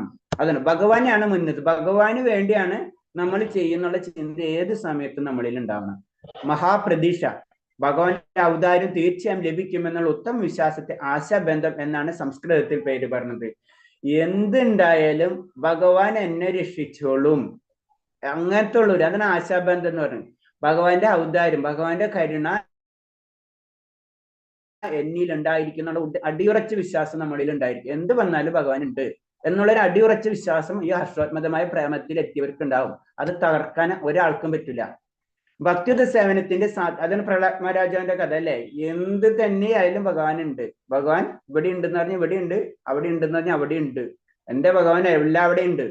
ഏത് സമയത്ത് എന്നെ സംരക്ഷിക്കും. തീ കൊണ്ടിട്ടാലും എവിടെ കൊണ്ടിട്ടാലും എന്നെ രക്ഷിക്കും എന്നുള്ള ഒരു അടിയുറച്ച വിശ്വാസം ആയ ഹർഷോത്മത പ്രേമം എത്തിയ വ്യക്തികളിലേക്കുണ്ടാവും. ഒറിജിനൽ ഭക്തൻ, പ്യുവർ ഡിവോട്ടി, ശുദ്ധ ഭക്തൻ. അപ്പൊ സേവനത്തിന്റെ അനുസരിക്കുന്നതിന് പിന്നെന്താണ് ഭക്തിയുത സേവനത്തിൽ സാധാരണ തത്വങ്ങൾ അനുസരിക്കുന്നതിനാൽ ഞാനാകുമ്പോൾ അപ്പൊ എന്താണ് ഭക്തിയുത സേവനത്തിന്റെ സാധാരണ തത്വങ്ങൾ അനുസരിക്കുന്നതോടുകൂടി ഭഗവദ്ധാമത്തിലേക്ക് മടങ്ങിപ്പോകാൻ സാധിക്കും എന്ന് നിരന്തര ചിന്ത ആർക്കയിലുണ്ടാവും? ഈ ഭക്തന്റെ കീഴിലുണ്ടാവും. കാരണം ആ നിയമങ്ങൾ കറക്റ്റായിട്ട് ഭഗവാനെ ഞാൻ ഭഗവാന്റെ സേവനങ്ങൾ ചെയ്തുകൊണ്ടിരിക്കണം, ആ ചിന്തയായിരിക്കും എപ്പോഴും. അപ്പൊ എന്താണ് ഭഗവാനെ പറ്റി എപ്പോഴും ചിന്തിച്ചുകൊണ്ടിരിക്കുമ്പോൾ നമ്മൾ അതായിത്തീരും. നമ്മുടെ ചിന്തയാണ് നമ്മളാക്കി മാറ്റുന്നത്. നമ്മൾ എന്ത് ചിന്തിക്കുന്നുവോ അത് നമ്മളായിട്ട് മാറുന്ന പറഞ്ഞു. അത് സയൻസ് ഡാറ്റയായിട്ട് പ്രൂവ് ചെയ്തിട്ടുള്ളതാണ്. നമ്മളിപ്പോ ഭൗതികമായിട്ട് ചിന്തിച്ചു നോക്കിയാൽ അറിയാം, നമ്മൾ എന്തെങ്കിലും കാര്യത്തിനെ പറ്റി ചിന്തിച്ചു തുടങ്ങി കഴിഞ്ഞാൽ അതെനിക്ക് വേണം എന്ന് ചിന്തിച്ചു കഴിഞ്ഞാൽ അത് നമുക്ക് ലഭിച്ചിരിക്കും. അതാണ് യൂണിവേഴ്സൽ ട്രൂത്ത് ആണ്. കാരണം നമ്മൾ അതിനനുസരിച്ച് വർക്ക് ചെയ്യും, നമ്മുടെ ചിന്താഗതി അതിനനുസരിച്ച് വരും, അതിനനുസരിച്ചുള്ള ബന്ധപ്പെട്ടും അതുമാത്രം ചിന്തിക്കുക. ഒറ്റ പോയിന്റ് എപ്പോഴും പറയും, ഏതെങ്കിലും ഒന്നാണ്. ഇപ്പൊ നമ്മൾ പ്രാർത്ഥിക്കുമ്പോഴും പ്രാർത്ഥിക്കും, ഭക്തി വേണം എന്ന് പ്രാർത്ഥിക്കാം, അപ്പൊ എല്ലാവരും കിട്ടും. അല്ല, നമുക്ക് ഇൻഡിവിജ്വൽ ആയിട്ട് നമ്മൾ ഭൗതികവാദികളാണെങ്കിൽ നമുക്ക് ഏതെങ്കിലും ഒരു പോയിന്റ് പ്രാർത്ഥിക്കാം. നമ്മൾ പല പല കാര്യങ്ങൾ പ്രാർത്ഥിക്കുന്നതുകൊണ്ട് പ്രശ്നങ്ങൾ. എപ്പോഴും ഒരു ഒറ്റ പോയിന്റിൽ ഇപ്പൊ ഭഗവാനെ പറ്റി എന്ത് കാര്യം ഒരു കാര്യത്തിലും നമ്മൾ ഇമ്പോർട്ടൻസ് കൊടുക്കാം. അത് ആ പോയിന്റ് കറക്റ്റായിട്ട് നടന്നിരിക്കും. അതാണ് പറഞ്ഞത്, ഭഗവാനിലെ അടിയുറച്ച് വിശ്വാസം, ഭഗവാന്റെ ലോകത്തിൽ ഞാൻ എത്തും എന്ന് ഞാനിവിടെ അടിയുറച്ച് വിശ്വസിച്ചു കഴിഞ്ഞാൽ എന്റെ ചിന്ത എപ്പോഴും അതായിരിക്കും, ഞാൻ അതിലേക്ക് എത്തിയിരിക്കും. അതാണ് മഹാപ്രതീക്ഷ എന്ന് പറയുന്നത്. അഭീഷ്ട വിജയം നേടാനുള്ള ഔത്സുക്യം, ഭക്തി സേവനത്തിൽ വിജയം നേടാൻ വേണ്ടത്ര ഔത്സുക്യം കാണിക്കുമ്പോൾ ആ ഔത്സുക്യത്തിന് സമത്ഖണ്ഡ എന്ന് പറയുന്നത് തികഞ്ഞ ഔത്സുക്യം. പിന്നെ ചെയ്യാനുള്ള ആഗ്രഹം അത് നമ്മളിലേക്ക് വളർത്തിയെടുക്കുക. കൃഷ്ണബോധത്തിൽ വിജയം നേടാൻ കൊടുക്കേണ്ട വിലയാണ് ഈ ഔത്സുക്യം. എല്ലാത്തിനും അതിൻ്റെതായ മൂല്യമുണ്ട്. ഓരോന്നും നേടുന്നതിന് അഥവാ കൈവശമാക്കുന്നതിന് അതിൻ്റെതായ വില കൊടുത്തേ പറ്റൂ. ഏറ്റവും വില പിടിച്ച വസ്തുവായ കൃഷ്ണാവബോധം വിലയ്ക്ക് വാങ്ങണമെങ്കിൽ വിജയം നേടാൻ ഉത്കണ്ഠ വളർത്തണമെന്ന് വേദങ്ങൾ പറയുന്നു. നമുക്കറിയാം, എന്തൊരു കാര്യം വാങ്ങിക്കണമെങ്കിൽ പൈസ കൊടുക്കണം, അല്ലേ? പൈസ കൊടുക്കണം, അല്ലെങ്കിൽ നമ്മളെ എഫേർട്സ് ഇല്ലാതെ ഒരു സാധനം നമുക്ക് ലഭിക്കില്ല. അപ്പൊ എന്താണ്, നമുക്കറിയാം, നമ്മളിപ്പോ സ്വർണം അല്ലെ, ഇപ്പൊ സ്വർണത്തിന് ഭയങ്കര വില കൂടുതലാ അല്ലെ? അപ്പൊ സ്വർണം എന്ന് പറയുന്നത് തന്നെ എന്താണ്, അത്ര അമൂല്യമാണ് അല്ലെ? അത് നമുക്ക് തക്കാളിയോ അല്ലെങ്കിൽ ഉരുളക്കിഴങ്ങ് വാങ്ങിക്കുന്ന പോലെ ചെന്ന് വാങ്ങിക്കാൻ പറ്റില്ല അല്ലെ? അതിനും പൈസ വേണം, സ്വർണത്തിനും പൈസ വേണം. സ്വർണത്തിനും നമ്മൾ ഇമേജ് ചെയ്യാൻ പറ്റാത്ത വിലയാണ്. അതേപോലെ തന്നെയാണ് കൃഷ്ണപ്രേമം എന്ന് പറയുന്നത്. കൃഷ്ണപ്രേമവും ഇതേപോലെ തന്നെ ഒറ്റയടിക്ക് നമുക്ക് കിട്ടുന്നതല്ല. അത് വളരെ സിമ്പിൾ ആയിട്ട് ചെറിയ വില കൊണ്ട് കിട്ടില്ല കൃഷ്ണപ്രേമം. ഏറ്റവും വില പിടിച്ച വസ്തുവാണ് കൃഷ്ണപ്രേമം. അപ്പൊ ആ കൃഷ്ണപ്രേമം കിട്ടണമെങ്കിൽ എന്ത് ചെയ്യണം? നമ്മൾ തീർച്ചയായിട്ടും അതിനനുസരിച്ചുള്ള പണി നമ്മൾ ചെയ്യണം. അതാണ് പറഞ്ഞത്. അപ്പൊ എന്താണ് അതിന് പറഞ്ഞത്? അപ്പൊ അതിനു വേണ്ടിയാണ് ഉത്കണ്ഠ. അത് കിട്ടാൻ വേണ്ടിയിട്ടുള്ള മനസ്സിലായ ഉത്കണ്ഠ ഏത് സമയം നമ്മൾ വളർത്തിയെടുത്തിരിക്കണം. തിരുനാമങ്ങൾ ഉരുവിടാനുള്ള അഭിനിവേശം. രാധാറാണിയുടെ തിരുനാമ ജപത്തെ സംബന്ധിച്ച ഒരു പ്രസ്താവം കൃഷ്ണ കർണാമൃതത്തിലുണ്ട്. വില്യമംഗല ഠാക്കൂർ രചിച്ചിട്ടുള്ളതാണ് കൃഷ്ണ കർണാമൃതത്തിലുള്ളത്.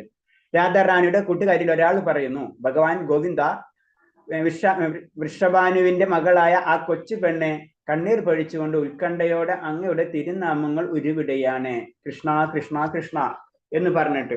കാരണം ആ തിരുനാമങ്ങൾ ഉരുവിടാണ്.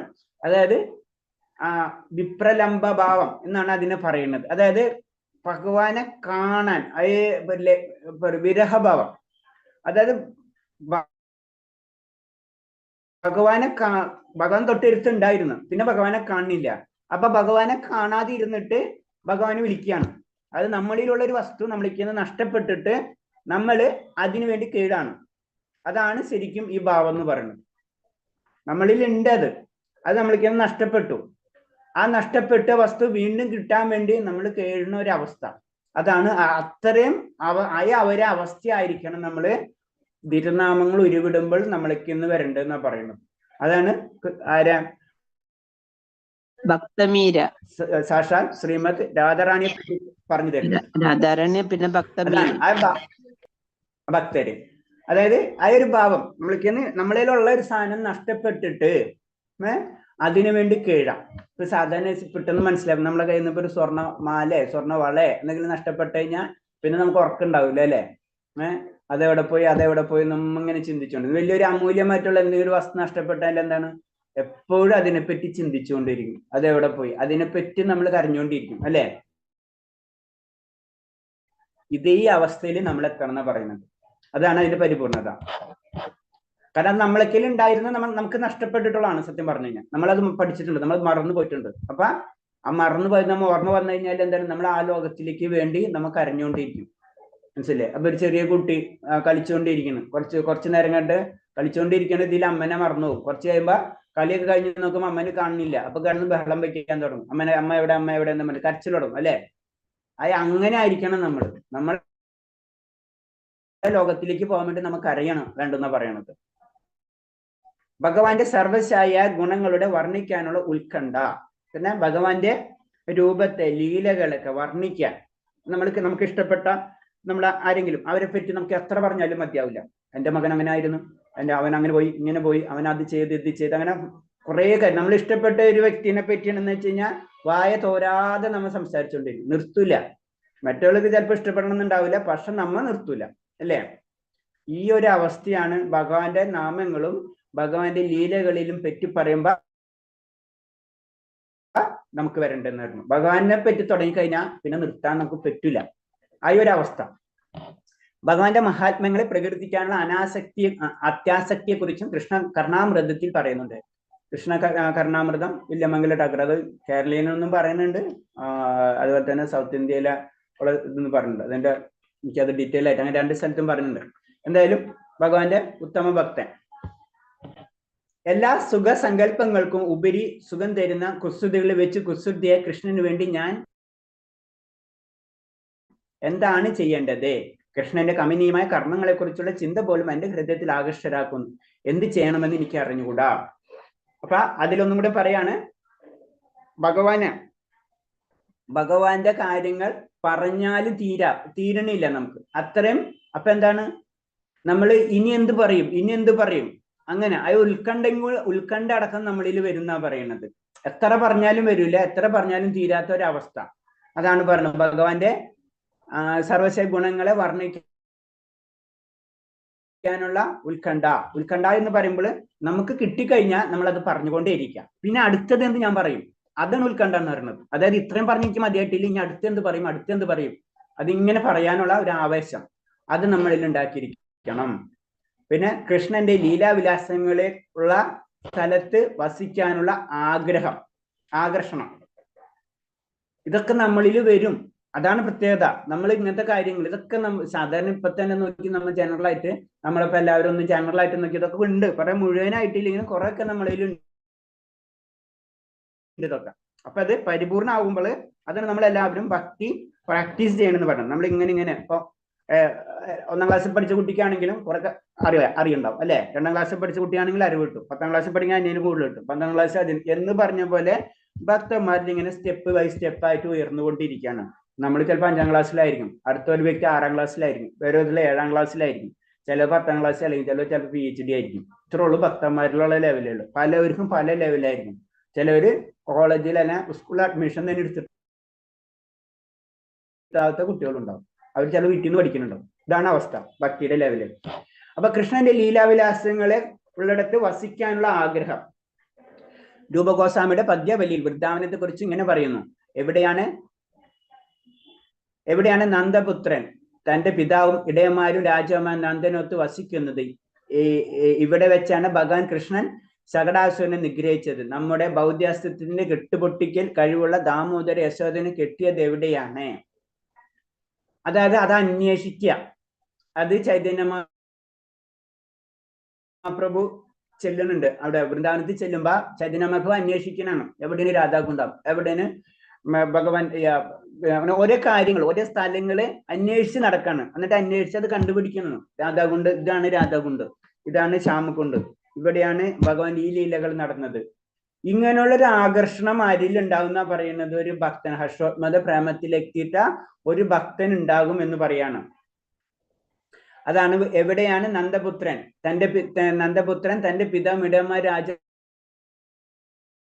നന്ദനമൊത്ത് വസിക്കുന്നത്. അപ്പൊ അത് ഉള്ളിലൊരു ആഗ്രഹം, അതിലേക്ക് നമ്മൾ എത്തിപ്പെടാണല്ലോ. അപ്പൊ നമ്മൾ നോക്കാണ്. ഫോർ എക്സാമ്പിൾ നമ്മള് ദാബരയിൽ പോയി കഴിഞ്ഞാൽ നമ്മൾ എന്താ ചെയ്യാ, ഭഗവാൻ ജയിൽവാസം നടത്തിയത് എവിടെയാണ്, അപ്പൊ പറയുമ്പോ അവിടെ ഒരു സ്ഥലമുണ്ട്, ആ ക്ഷേത്രത്തിന്റെ അവിടെ, അങ്ങനെ പറയുമ്പോൾ അതൊരു ആകർഷണം നമ്മളിൽ ഉണ്ടാവുക. ഭഗവാന്റെ കാര്യങ്ങളായിട്ട് ബന്ധപ്പെടുത്തുമ്പോൾ ഭഗവാൻ എവിടെയാ ജനിച്ചത്, ഭഗവാൻ എവിടെയാണ് ബാല്യലീലകൾ നടന്നെന്നുള്ള ഉള്ളിലുള്ള ഒരു ആകർഷണം നമ്മളിൽ ഉണ്ടായിരിക്കും. അതാണ് പറഞ്ഞത്. അത് അന്വേഷിച്ചുകൊണ്ടിരിക്കും നമ്മൾ. ഭഗവാനായിട്ടുള്ള ബന്ധപ്പെട്ടുള്ള കാര്യങ്ങൾ എപ്പോഴും ഒരു ജിജ്ഞാസ, ആ ജിജ്ഞാസ ആയിരിക്കലും ഉണ്ടാവും ഈ ഹർഷോത്മത ഭാവത്തിലെത്തിയിട്ടുള്ള വ്യക്തികൾക്ക്, അല്ലെങ്കിൽ ശുദ്ധ ഭക്തനിൽ എപ്പോഴും നിരന്തരമായിട്ട് ഉണ്ടായിക്കൊണ്ടിരിക്കും. അതായത് ഉന്നത തലത്തിലുള്ള ഭക്തന്മാര് പല കാര്യങ്ങൾ അവരിങ്ങനെ പഠിച്ചുകൊണ്ടിരിക്കുകയാണ്. ജിജ്ഞാസ അവരിൽ എപ്പോഴും ഉണ്ടാവും. ഭഗവാന്റെ കാര്യങ്ങൾ, ഭഗവാൻ ഇന്ന സ്ഥലത്ത് എന്ത് ചെയ്തു, ഇന്ന സ്ഥലത്ത് എന്ത് ചെയ്തു എന്നൊക്കെ പറഞ്ഞിങ്ങനെ നോക്കിക്കൊണ്ടിരിക്കും. ഭഗവാൻ കൃഷ്ണന്റെ ഉത്തമ ഭക്തൻ മധുരയിലെ വൃന്ദാവനിൽ താമസിച്ചുകൊണ്ട് കൃഷ്ണന്റെ ലീലാവിലാസം നടന്ന പ്രദേശങ്ങളെല്ലാതും സന്ദർശിക്കുന്നു. അപ്പൊ എന്താണ്, അതറിയാനുള്ള ആഗ്രഹം ഉള്ളിൽ വളരെയധികം ഉണ്ടായിരിക്കും. അപ്പൊ അവിടെ നിന്ന് അതിന് പറഞ്ഞ നമ്മൾ ക്ഷേത്രത്തിൽ പോയി കഴിഞ്ഞാൽ അപ്പൊ തന്നെ നമ്മൾ ഓരോരുന്ന് പറഞ്ഞ ഒരു കാര്യം, നമ്മൾ നിന്ന് അവിടെ ബാക്കിയുള്ള മഹിമകളൊക്കെ മനസ്സിലാക്കി ആ സ്ഥലങ്ങളൊക്കെ സന്ദർശിച്ചിരിക്കണം. അല്ലെങ്കിൽ അതിന് പറഞ്ഞാൽ അത് സന്ദർശിക്കാനുള്ള ആഗ്രഹം നമ്മളിൽ വരും എപ്പോഴും നമുക്ക് ഭഗവാനോട് ആകർഷണം കൂടുതലാണെങ്കിൽ. ഈ വിശുദ്ധ സ്ഥലങ്ങൾ കൃഷ്ണന്റെ ഇടയചങ്ങാതികളും അമ്മയായ യശോദയമ്മത്തെ ശൈശവം കഴിച്ചു കൂട്ടിയത് നമുക്കറിയാം. ഭഗവാന്റെ വൃന്ദാവനത്തിലെ കഥകളാണ്. കൃഷ്ണന്റെ പാദസ്പർശമേറ്റ സ്ഥലങ്ങൾ മുഴുവനും പ്രദക്ഷിണം ചെയ്യുന്ന സമ്പ്രദായം ഇന്നും കൃഷ്ണ ഭക്തന്മാരിലിടയിലുണ്ട്. ഇപ്പോഴും അറിയാതൊക്കെ അവിടെ പലതരം പ്രദക്ഷിണങ്ങൾ നമുക്ക് കാണാം. വൃന്ദാവനം തന്നെ പരിക്രമം ചെയ്യുന്ന രീതികളൊക്കെ നമുക്ക് കാണാം.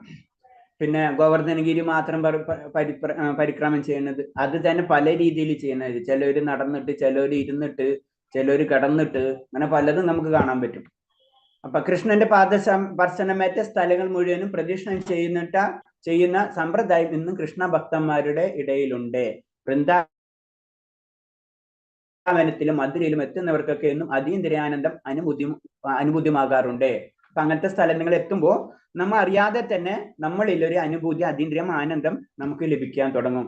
സത്യം പറഞ്ഞാൽ വൃന്ദാവനത്തിലെത്തുന്ന ഒരാൾക്ക് അവിടെ ശൈശവം കഴിച്ചുകൂട്ടി അത്ഭുതകരവും ഹൃദ്യവുമായ കർമ്മങ്ങൾ ചെയ്ത കൃഷ്ണന്റെ വിയോഗം അനുഭവപ്പെടും. ആ പരിപൂർണ ഭക്തിയിൽ എത്തുന്നവർക്കുള്ള പ്രത്യേകതയാണ് പറഞ്ഞു തരുന്നത്. അവിടെ എത്തുമ്പോൾ അവർക്കത് ശരിക്കും മനസ്സിലാവും. അത് അതീന്ദ്രിയമാണ്. അത് അവർക്ക് ഉള്ളിൽ അത് ഫീൽ ചെയ്യാൻ തുടങ്ങും. ഭഗവാനെ അറിയാതെ തന്നെ കാണാൻ തുടങ്ങും. ഭഗവാന്റെ രൂപങ്ങൾ, ആ ശൈശവ രംഗങ്ങൾ അയാളിലേക്ക് വരും. ആ അതീന്ദ്രിയമായിട്ടുള്ള അവസ്ഥ ആൾക്ക് അത് ശരിക്കും അനുഭവിക്കാൻ കഴിയും. അതാണ് പറഞ്ഞത്, കൃത്യമായ കർമ്മങ്ങൾ ചെയ്ത കൃഷ്ണന്റെ വിയോഗം അനുഭവപ്പെടും. അതാണ് പറഞ്ഞത്. അത്രേ ഇതായിരിക്കും ഒരു ശുദ്ധ ഭക്തനിൽ ഉണ്ടാവുക എന്ന് പറയുന്നത്. ഇത്തരത്തിൽ കൃഷ്ണന്റെ പ്രവർത്തനത്തെ കുറിച്ച് സ്മരിക്കാനും ആകർഷണത്തെ കൃഷ്ണോത്മക ആസക്തി എന്ന് പറയുന്നത്. അപ്പൊ എന്താണ്, അത്ര ആസക്തി വരുമ്പോൾ ഭഗവാനെ നമ്മ അറിയാതെ തന്നെ അവിടെ സ്മരിക്കാൻ തുടങ്ങും. ആ ലോകത്തിൽ നമ്മൾ ജീവിക്കാം. ചിലർ പറയില്ലേ, അവൻ എന്തോ ലോകത്തിലാണെന്ന് പറയില്ലേ, ആ ലോകം നമുക്ക് കിട്ടും. ഭക്തി സേവനത്തിന്റെ പ്രകടനത്തിലൂടെ അത്യന്തികമായി ഭഗവാൻ സായുജ്യം കൊതിക്കുന്ന നിർവിത്യവാദികളും രഹസ്യവാദികളും ധാരാളമുണ്ട്. അപ്പൊ എന്താണ്, ഭക്തി സേവനത്തെ പ്രകടനത്തിലൂടെ അത്യന്തികമായി ഭഗവാനിൽ സായുജ്യം കൊതിക്കുന്ന നിർവിത്യവാദികളും രഹസ്യവാദികളും ധാരാളമുണ്ട്. അപ്പൊ എന്താണ് സായുജ്യം, ഭഗവാന്റെ ആയ ബ്രഹ്മജ്യോതി ലയിക്കാൻ ആഗ്രഹിക്കുന്ന വ്യക്തികളുമുണ്ട്. സായുജ്യം, അവരാണ് നിർവിത്യവാദികൾ. അങ്ങനെയാണ് നമുക്കറിയാം. നിർവിത്യവാദികൾ ഭഗവാനിൽ സായുജ്യ മുക്തിയാണ് ആഗ്രഹിക്കുന്നത്. ഭഗവാനിൽ ചെന്നിട്ട് ലയിക്കാനുള്ള ആഗ്രഹിക്കുന്ന വ്യക്തികളുമുണ്ട്. അവരിൽ ചിലർ ഉത്തമ ഭക്തന്മാരുടെ മനോഭാവത്തെ അനുകരിച്ച് കൃഷ്ണലീലാവിലാസം പവിത്രീകൃതമായ പുണ്യഭൂമികൾ സന്ദർശിക്കാറുണ്ട്. അപ്പൊ അവരെന്താണ്, അവരിൽ കുറച്ച് പേരെന്താണ് ഉത്തമ ഭക്തന്മാരുടെ മനോഭാവത്തെ അനുകരിക്കുകയാണ് ചെയ്യുന്നത്. പരിപൂർണം എത്തിയിട്ടില്ല. അപ്പൊ അതിന്റെ ബേസിൽ അവരെന്താണ് ഭഗവാന്റെ ലോകങ്ങൾ, ഭഗവാന്റെ ലീലാവിലാസങ്ങൾ നടന്ന ആ സ്ഥലങ്ങൾ സന്ദർശിക്കാറുണ്ട്. പക്ഷെ മോക്ഷത്തെ കുറിച്ച് മാത്രമാണ് അവരുടെ ചിന്ത. അതുകൊണ്ട് അവരുടെ പ്രവർത്തനം അഭിനിവേശമ ആസക്തിയായി കണക്കാക്കാൻ വയ്യ. അവർക്കൊരു ചിന്തയുണ്ടായിരിക്കും, എന്താണ് മോക്ഷം, സായുജ്യമുക്തി. അത് കാരണം കൊണ്ടാണ് അവരെ പരിപൂർണമായിട്ടുള്ള ആ ആസക്തിയിലേക്ക്, കൃഷ്ണാസക്തിയിലേക്ക് അവർ കടന്നിട്ടില്ല എന്ന് പറഞ്ഞത്. കൃഷ്ണാസക്തിയിലേക്ക് കടന്നു കഴിഞ്ഞാൽ പിന്നെ അവിടെ ആഗ്രഹങ്ങളില്ല.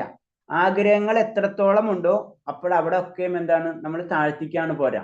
അതാണ് അവര് പറഞ്ഞു, ഇവര് ആഗ്രഹിക്കുന്നുണ്ട് എന്താ ഭഗവാന്റെ സായുജ്യ മുക്തി വരെ അവർ ആഗ്രഹിക്കുന്നു. അതായത് ഭഗവാന്റെ രൂപത്തെ അവർ അക്സെപ്റ്റ് ചെയ്യണില്ല. അതാണ് പ്രത്യേകത. ആ വൃന്ദാവനങ്ങളും മറ്റുള്ള കാര്യങ്ങളൊക്കെ അവർ ചെയ്യും, എല്ലാവരും ചെയ്യണ പോലെ, ഞാൻ ചെയ്യണ പോലെ തന്നെ. ഉള്ളിൽ നിന്ന് വരുന്നില്ല അവര്, ഉള്ളിൽ നിന്നുള്ള പ്രേമം. കാരണം ഭഗവാനെ ദ്വൈതം അല്ലെങ്കിൽ ഭഗവാൻ വേറെ ഞാൻ വേറെ എന്നുള്ള കൺസെപ്റ്റിലേക്ക് വരാത്തിടത്തോളം കാലം അവർക്ക് എന്താണ് സ്നേഹം, പരിപൂർണമായിട്ടുള്ള കൃഷ്ണ ആസക്തി അവർക്കിൽ ഉണ്ടാവില്ല. അതാണ് പറയുന്നത്. അഷ്ടകാലിക ലീല, കൃഷ്ണന്റെ ലീലാവിലാസങ്ങളെ കുറിച്ച് കൃത്രിമമായി ചിന്തിക്കുന്ന ചില ഭക്തമാന്യന്മാരുണ്ട്. കൃത്രിമമായി ചിന്തിക്കുക ലീലാവിലാസങ്ങളെ. അഷ്ടകാലിക ലീല എന്ന പേരിലാണ് ഇത് അറിയപ്പെടുന്നത്. കൃഷ്ണൻ ഒരു കൊച്ചുകുട്ടിയുടെ രൂപത്തിൽ അല്ലെങ്കിൽ കൃഷ്ണനും രാധയും തങ്ങളെ മുന്നിൽ വന്ന് സംസാരിച്ചു എന്ന് നാട്യത്തോടെ കൃഷ്ണന്റെ ലീലകൾ അവർ അനുകരിക്കുന്നു. അത് അനുകരണം മാത്രമാണ്. അവർ കൃത്രിമമായി സൃഷ്ടിക്കുകയാണ്, കൃത്യമായിട്ട് ചിന്തിക്കുകയാണ്. ഭഗവാന്റെ ചെറിയ പ്രായത്തിലും അല്ലെങ്കിൽ രാധാറാണി രൂപത്തിലും അങ്ങനത്തെ ഉള്ള കാര്യങ്ങൾ, അങ്ങനെ നാട്യത്തിൽ ലീലകൾ അവർ അനുകരിക്കുന്നു. അനുകരണമാണ് അതൊക്കെ. അപ്പൊ ആ അനുകരണം കാരണം കൊണ്ടാണ് അഷ്ടകാലിക ലീല എന്ന് പറഞ്ഞത്. നിർവിത്തവാദിന് ചിലപ്പോൾ ഇത്തരം സ്വഭാവ വിശേഷങ്ങൾ പ്രകടിപ്പിക്കാറുണ്ട്. ഭക്തി സേവനത്തിന്റെ ശാസ്ത്രം അറിഞ്ഞുകൂടാതെ നിർദോഷികൾ ഇതിലൂടെ അവർ പ്രലോഭിക്കുകയും ചെയ്യുന്നു. അപ്പൊ എന്താണ്, രണ്ട് തെറ്റാണ് ചെയ്യുന്നത്. ഒന്ന്, അവർ ചെയ്യുന്ന രീതി തന്നെ തെറ്റ്. രണ്ടാമത്തെ എന്ന് പറഞ്ഞു കഴിഞ്ഞാൽ സാധാരണ ജനങ്ങളെ അവരെയും വഴിതെറ്റിക്കും. എന്നാൽ അനുഭവസമ്പന്നനായ ഭക്തർ ഇത്തരം രൂപണങ്ങൾ കാണുന്ന മാത്രത്തിൽ ഈ തെമ്മാടിത്തത്തെ വിലയിരുത്താൻ കഴിയും. അതായത് ഭഗവാന്റെ ലീലകളെ പല രീതിയിൽ അവതരിക്കുകയാണ് പലവരും. നമുക്ക് എന്ത് കിട്ടിയാലും എന്ത് വേണമെങ്കിലും ചെയ്യാം, അല്ലേ? നമുക്കിപ്പോ പഞ്ചസാരയും ഇത് കിട്ടിയ പായസം ഉണ്ടാക്കാം, വേറെയും പലതും ഉണ്ടാക്കുന്നത് പോലെ ഭഗവാന്റെ പല ലീലകളെ പല രീതിയിൽ ഉപയോഗിക്കാം. അപ്പൊ അങ്ങനെ പറഞ്ഞു, ചിലർ അനുകരിക്കുകയാണ് ഭഗവാന്റെ ലീലകളൊക്കെ വെറുതെ അനുകരിക്കുക. അപ്പൊ അതാണ് ഭക്തി എന്നുള്ള ചിന്താഗതി വരും. അതല്ല ഭക്തി എന്ന് പറഞ്ഞാൽ, അതല്ല. അതാണ് പറഞ്ഞത്. ഇങ്ങനത്തെ ഉള്ള കാര്യങ്ങൾ കാണുമ്പോൾ ശരിക്കുള്ള ഒരു ശുദ്ധഭക്തന് കാര്യങ്ങൾ എന്താണെന്ന് ശരിക്കും മനസ്സിലാവും, അവരെ വിലയിരുത്താൻ കഴിയും. ഒരു ശുദ്ധഭക്തന് മാത്രമേ മറ്റുള്ളവരുടെ തുണ്യവാസങ്ങൾ നമുക്ക് പറയാം. അവര് അഷ്ടകാല ലീലകൾ ഭഗവാൻ അനുകരിക്കുക, ഭഗവാന്റെ രാസലീലകൾ അനുകരിക്കുക, അതിനെ ഹാസ്യരൂപത്തിൽ അവതരിപ്പിക്കുക, അങ്ങനെ പല കാര്യങ്ങളും നമുക്ക് കാണാൻ കഴിയാം. അപ്പൊ അതാണ് ഭക്തി എന്ന് വിചാരിച്ചിട്ട് അങ്ങനെയും ചിന്തിക്കുന്ന സാധാരണക്കാരെ ചെന്ന് പ്രശ്നത്തിലേക്ക് കൊണ്ടുപോകാന്ന് പറയില്ലേ, അങ്ങനെ. അപ്പൊ അതൊക്കെ നമ്മളോട് ഇതൊക്കെ നമുക്ക് പറഞ്ഞു തരുന്നത് വളരെ ശ്രദ്ധിക്കണം. ഭക്തിയിലേക്ക് വരുമ്പോൾ ഭഗവാനെ കളിയാക്കുന്ന രീതിയിലുള്ള ഒരു കാര്യം നമ്മൾ ചിന്തിക്കാൻ പാടില്ല. ഭഗവാനെ ഹാസ്യരൂപത്തിൽ, ഭഗവാൻ ഹാസ്യല്ല, അത് നമ്മളെ അനന്തകോടി ബ്രഹ്മാണ്ഡ നായകൻ തന്നെയാണ് എന്നുള്ള അവസ്ഥ എപ്പോഴും നമ്മളെ കളിക്കൂട്ടുകാരന്റെ ഒന്നും അവസ്ഥ എത്തിയിട്ടില്ല. അവരെത്തണമെങ്കിൽ നമുക്കറിയാം ആ ഭക്തിയിലേക്ക് എത്തിക്കഴിഞ്ഞാൽ ഭഗവാനെ കളിക്കൂട്ടുകാരനായിട്ട് കാണാം. അല്ലാത്തടത്തോളം കാലം കളിക്കൂട്ടുകാരനല്ല, നമ്മൾ ശാന്തരസത്തിൽ തന്നെയാണ് ഭഗവാനെ ആരാധിക്കേണ്ടത്. നമ്മളെ ഫസ്റ്റ് ലെവല് ശാന്തരസം തന്നെയാണ്. ശാന്തരസത്തില് ഭഗവാനെ നമ്മള് ബഹുമാനിക്കുകയാണ് ഇൻഡയറക്റ്റ് ആയിട്ട് പറഞ്ഞു കഴിഞ്ഞാൽ. നമ്മളെപ്പോ പല ക്ഷേത്രങ്ങളിൽ നമുക്ക് കാണാം, എല്ലാ കാര്യങ്ങളും ഭഗവാന് വേണ്ടി ചെയ്തു കൊടുക്കുകയാണ് ചെയ്യുന്നത്. നമ്മളും അതേപോലെയാണ് നമ്മൾ ചെയ്യേണ്ടത്. പിന്നെയാണ് സ്റ്റെപ്പായിട്ട് ഉയർന്ന് നമ്മൾ പ്രേമഭക്തിയിലേക്കൊക്കെ എത്തുക. ഭാവഭക്തിയിൽ എത്തുമ്പോ പല കാര്യങ്ങളിലേക്കും നമുക്ക് ഭഗവാനെ നമ്മൾ ഉണ്ണിക്കണ്ണനായിട്ട് കാണാം, ഭഗവാന്റെ പിതാവായിട്ട് അനുകരിക്കാം, ദാസ്യരൂപത്തിൽ ചെയ്യാം, ഇങ്ങനെയൊക്കെ ചെയ്യാം. പക്ഷെ ഇത് ആദ്യം കുറെ കാര്യങ്ങൾ നമ്മൾ പഠിക്കണം. പറയില്ലേ, ABCD പഠിച്ചതിന് ശേഷമേ നമ്മൾ A4 ആപ്പിൾ എന്ന് എഴുതാൻ പറ്റുള്ളൂ എന്ന് പറഞ്ഞ അവസ്ഥ. അപ്പൊ എന്നാൽ അനുഭവസമ്പന്നനായ ഭക്തർ ഇത്തരം ഹാസ്യരൂപങ്ങൾ കാണുന്ന മാത്രത്തിന് ഈ തെമ്മാടിത്തത്തെ വിലയിരുത്താൻ കഴിയും. അതായത് ഭഗവാൻ ഹാസ്യരൂപത്തിനുള്ള വ്യക്തിയല്ല, അതൊക്കെ അവസ്ഥയുണ്ട്, പല രീതിയിലുണ്ട്. ഇപ്പൊ ഒരു കൂട്ടുകാരന്റെ ചങ്ങാതിമാരെന്നൊക്കെ രീതിയിൽ വരുമ്പോ ചെയ്യാം, അല്ലാത്തടത്തെ കാര്യം ഒരു കാര്യം ചിന്തിക്കാൻ തെറ്റാണ്. അനുകരണാത്മക ആസക്തി രണ്ട് തരത്തിലുണ്ട്. അനുകരിക്കുന്ന രീതി, ഛായ രൂപത്തിലുള്ള ആസക്തി, പരാസക്തി, അതീന്ദ്രിയമായിട്ടുള്ള രീതി. അപ്പൊ ക്ലിയർ ആയിട്ട്, ഒന്ന് അതീന്ദ്രിയമായിട്ട് അനുകരിക്കാം, ഓക്കെ. ഒന്ന് ഛായ രൂപത്തിൽ, അത് ഡ്യൂപ്ലിക്കേറ്റ്. ഭൗതിക സുഖമോ മുക്തിയോ തൽപരനായ ഒരുവന് തിരുനാമ ജപത്തിൽ മുഴുകിയിരിക്കാൻ ഏതെങ്കിലും ഭക്തനുമായി സമ്പർക്കത്തിൽ ഏർപ്പെടാൻ ചിലപ്പോൾ ഭാഗ്യം സിദ്ധിച്ചെന്ന് വരാം. ഈശ്വരക്കാരൻ ചിലപ്പോൾ നാമജപത്തിൽ പങ്കുചെന്ന് വരാം. ആ അവസരത്തിൽ അവരുമുള്ള സമ്പർക്കം കൊണ്ട് തന്നെ അവരുടെ ഹൃദയത്തിൽ ചാന്ദ്രശ്രീതളമായ രശ്മികൾ അവരിൽ പ്രതിഫലിക്കും. ആ ഭക്തന്മാരുടെ സ്വാധീന ശക്തിയുടെ ഫലമായി കേവലം ജിജ്ഞാസ മൂലം അയാളും ആസക്തിയുടെ ചില മട്ടൊക്കെ കാണിച്ചെന്ന് വരാം. അപ്പൊ എന്താണ്? അതീന്ദ്ര അവസ്ഥയിലല്ലാത്ത എത്താത്ത വ്യക്തിനെ പറ്റി പറയണം. ആ വ്യക്തി എന്ത് സംഭവിക്കണ്? ഒരു വ്യക്തി ചെന്നു അതീന്ദ്ര അവസ്ഥയിൽ ഒരു നല്ലൊരു ഭക്തന്റെ എത്തിച്ചെല്ലുമ്പോൾ ആ ഭക്തനെ അനുകരിക്കാൻ തുടങ്ങും. അനുകരണമാണ് നടക്കണം. കുറച്ചൊക്കെ എന്തൊക്കെ കിട്ടും നമുക്ക്. കാരണം അവരെ കൂടെ നടക്കുമ്പോൾ അല്ലെ, നല്ല വ്യക്തികളുടെ കൂടെ നടക്കുമ്പോൾ നമ്മൾ കൂടെ നടന്നു കഴിഞ്ഞാൽ എന്തെങ്കിലുമൊക്കെ കിട്ടണ പോലെ. അതാണ് ആ ചില കേവലം ജിജ്ഞാസ മൂലം അയാൾ ആസക്തിയുടെ ചില മട്ടൊക്കെ കാണിച്ചെന്ന് വരാം. കാരണം അതീന്ദ്ര അവസ്ഥയിൽ ഭഗവാന്റെ രാസലീലയിൽ ഏർപ്പെട്ടിട്ടുള്ള ഭക്തന്മാരെ കൂടെ സാധാരണ ജനങ്ങൾ, നമ്മളെ പോലെയുള്ള ജനങ്ങൾ അവിടെ ചെന്ന് നിന്നാൽ അവർ ചെയ്യുന്ന പോലെ നമ്മൾ ചെയ്യുമ്പോൾ അവരെ കൊണ്ട് നമുക്കും ചില ഗുണങ്ങളൊക്കെ കിട്ടാം. അപ്പൊ നമ്മൾ കുറെ കാര്യങ്ങളൊക്കെ ചെയ്തെന്ന് വരാം. അതാണ് പറയുന്നത്. ഇത് കേവലം ചഞ്ചലമാണ്. ഏതെങ്കിലും ഇത്തരം ഛായാരൂപകമായ ആസക്തിയുടെ ഫലമായി ഭൗതിക വേദന തിരോഭവിച്ചത് അയാൾക്ക് തോന്നുമെങ്കിൽ അതിന് പരാരൂപത്തിലുള്ള ആസക്തി എന്ന് പറയും. അപ്പോ ഇങ്ങനെ ഇപ്പൊ ആദ്യം ഇങ്ങനെ ചെയ്യുമ്പോൾ നമുക്ക് ഒരു തരത്തില് ഭൗതികത അവസ്ഥയിൽ തന്നെയാണ് നമ്മൾ ആര്യ ഉയർന്ന ഭക്തൻ ചെയ്യുന്ന പോലെ തന്നെ നമ്മൾ ഇങ്ങനെ ചെയ്തുകൊണ്ടിരിക്കുകയാണ്. അപ്പൊ എന്താണ്? അത് ചഞ്ചലമാണ്. അത് മാറും. കുറച്ച് കഴിയുമ്പോൾ അത് വിട്ടു കഴിഞ്ഞാൽ അതും ബെറ്റർ ഡൗൺ ആയ പോലെ താഴ്ത്തു വീഴുന്നുണ്ട്. വേറൊന്നുമില്ല. അപ്പൊ ബെറ്റർ ആരാണ്? നമ്മളെ ഉയർന്ന ഭക്തനാണ്. പക്ഷെ എന്താണ്? ആ ഉയർന്ന ഭക്തൻ ഇല്ലാതെയും നമ്മൾ ആയ പൊസിഷനിൽ നിൽക്കുകയാണെങ്കിൽ അപ്പം നമ്മൾ ആ അവസ്ഥ എന്തെങ്കിലും അത് അതീന്ദ്ര അവസ്ഥയിലേക്ക് നമ്മൾ കടന്നത്. അതാണ് പ്രത്യേകത. ഹരേ കൃഷ്ണ.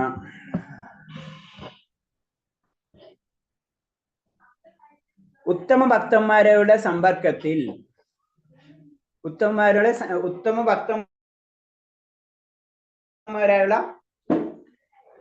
ഉത്തമ ഭക്തന്മാരായുള്ള സമ്പർക്കത്തിന്റെ ഫലമേ ആസക്തി ഉണ്ടാക്കിയെടുക്കാം. അതാണ് നമ്മൾ ചെയ്യേണ്ടത്. അതും പറഞ്ഞു, പരാശക്തിയിലേക്ക് കടക്കേണ്ടത്, പരാരൂപത്തിലേക്ക് കടക്കണമെങ്കിൽ ഉത്തമ ഭക്തന്മാരുടെ സമ്പർക്കം ഉണ്ടാക്കിയെടുക്കുക. അതേപോലെ തന്നെ ഉത്തമ ഭക്തന്മാരുടെ അപരാധം പ്രവർത്തിച്ച അത് കെട്ടുപോവുകയും ചെയ്യുന്നു. രണ്ടും സംഭവിക്കും. നമ്മൾ ഉത്തമ ഭക്തന്മാരായിട്ട് സമ്പർക്കം ഉണ്ടാക്കിയെടുക്കുക. അതുപോലെ പ്രവർത്തിച്ചു കഴിഞ്ഞാൽ നമുക്ക് എന്താണ്? നമുക്ക് പരോ അവസ്ഥയിലേക്ക് നമുക്ക് കടക്കാം. അല്ല, നമ്മൾ തിരിച്ച് അവരെ കൂടെ നിന്നിട്ട് അവരോട് അപരാധം ചെയ്യണമെങ്കിലോ ഉള്ളത് പോയി കിട്ടും. ആസക്തി ഛായാരൂപമോ പരാരൂപമോ ഏത് തന്നെയായാലും ഈ കെട്ടുപോകൽ പൂർണ്ണചന്ദ്രന്റെ കലാശയം പോലെയാണ്. പതുക്കെ പതുക്കെ കുറേശ്ശെ ശയിച്ച് അവസാനം പൂർണ്ണമായി നശിക്കുന്നു. അതിനാൽ ഉത്തമ ഭക്തന്മാരെ ഇടപെടുമ്പോൾ അവരുടെ അപരാധം പ്രവർത്തിക്കാതിരിക്കാൻ പ്രത്യേകം ശ്രദ്ധിക്കണം. ഉയർന്ന ഭക്തന്മാരെ വളരെ ശ്രദ്ധിച്ച് കൈകാര്യം ചെയ്യണം. അവരെ കൂടെ നിന്ന് കഴിഞ്ഞാൽ നമുക്ക് ഉയർച്ച കിട്ടും. അവരോട് അപരാധം ചെയ്തു കഴിഞ്ഞാൽ നമുക്ക് ഒറ്റയടിക്കല്ല അപരാധത്തിന്റെ ശക്തികൾ. ഒറ്റയടിങ്ങനെ ശപിച്ച് നമ്മളെ താഴ്ത്തിക്ക് വീഴ്ത്തല്ല. നമ്മൾ അറിയാതെ തന്നെ ചന്ദ്രന്റെ ക്ഷയം പോലെ ഭക്തി പതുക്കെ പതുക്കെ കുറഞ്ഞു പോവാണ് ചെയ്യുന്നത്. അതാണ് ഏറ്റവും ഡേഞ്ചറസ്. നമുക്ക് തന്നെ മനസ്സിലാവില്ല നമ്മുടെ ഭക്തി താഴ്ന്നു പോണത്. ആ അവസ്ഥയിലേക്ക് എത്തും. അതാണ് ഒരിക്കലും നമ്മൾ 10 അപരാധങ്ങളിൽ വരുമ്പോ വൈഷ്ണവരാധത്തിന് വളരെ ഇമ്പോർട്ടൻസ് കൊടുക്കും.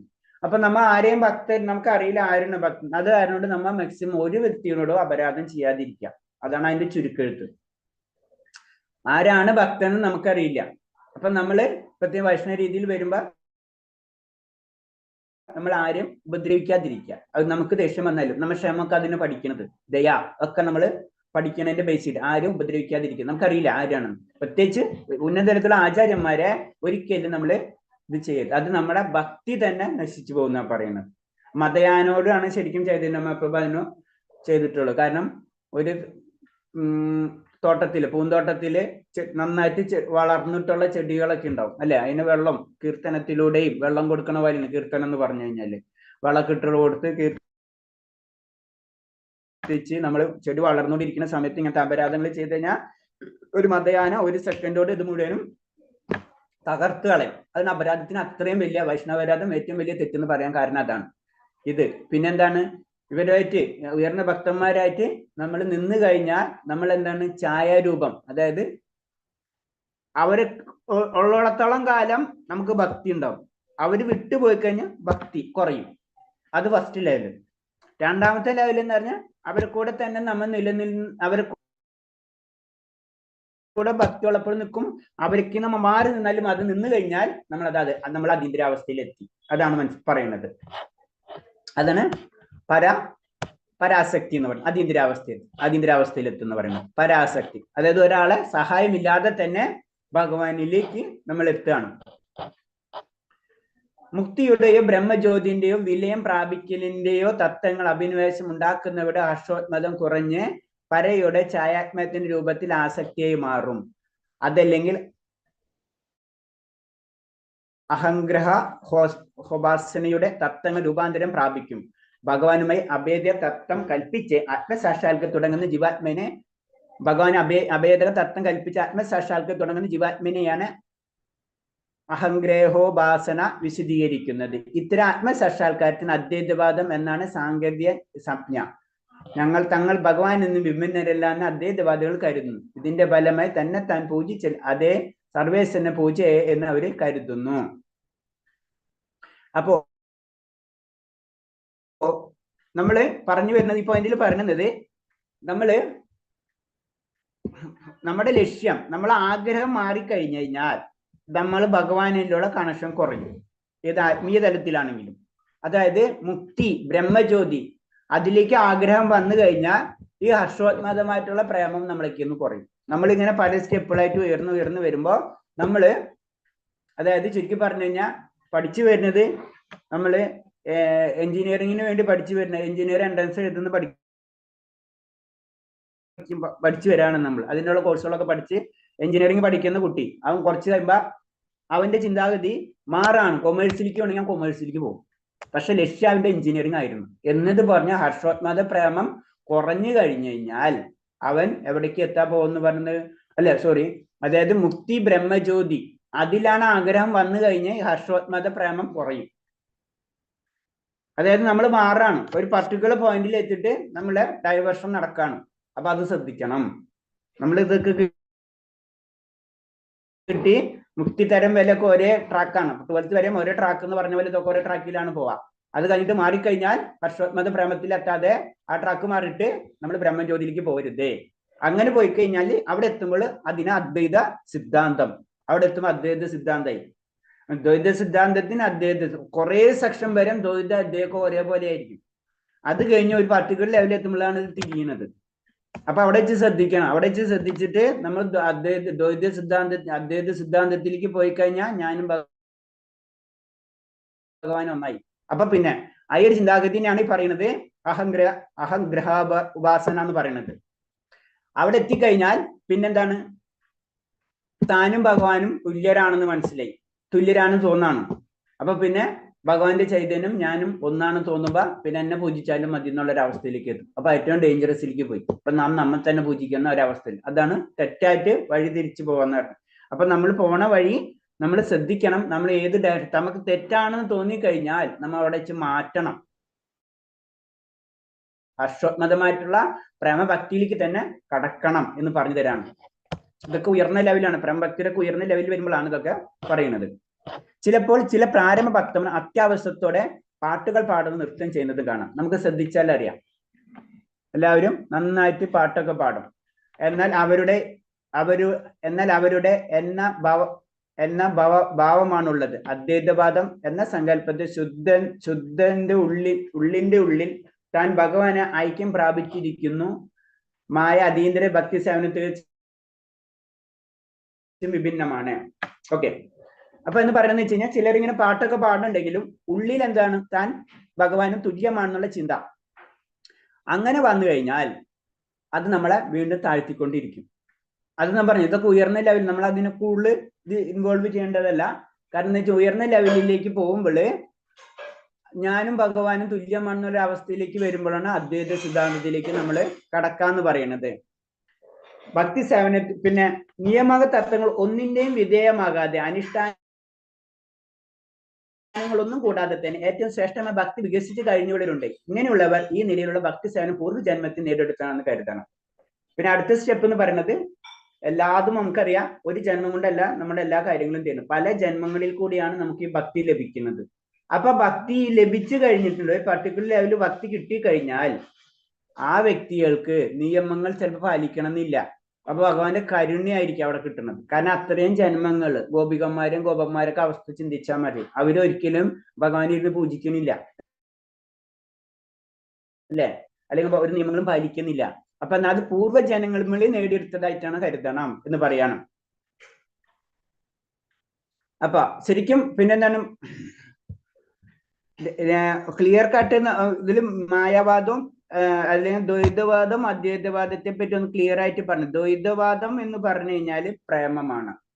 അദ്വൈത ഭാവം പറഞ്ഞാൽ ഞാനും ഭഗവാനും തുല്യമാണ്. അപ്പൊ അത് സായുജ്യമുക്തിയിലേക്ക് എത്തും, ഭഗവാന്റെ ആയ രൂപത്തിലേക്ക് എത്തുള്ളൂ. അടുത്തത് എന്ന് പറയും പ്രേമഭക്തിയിലേക്ക്, ഹർഷോത്മകമായ പ്രേമഭക്തിയിലേക്ക് കടന്നാലേ ഭഗവാനെ കിട്ടുള്ളൂ.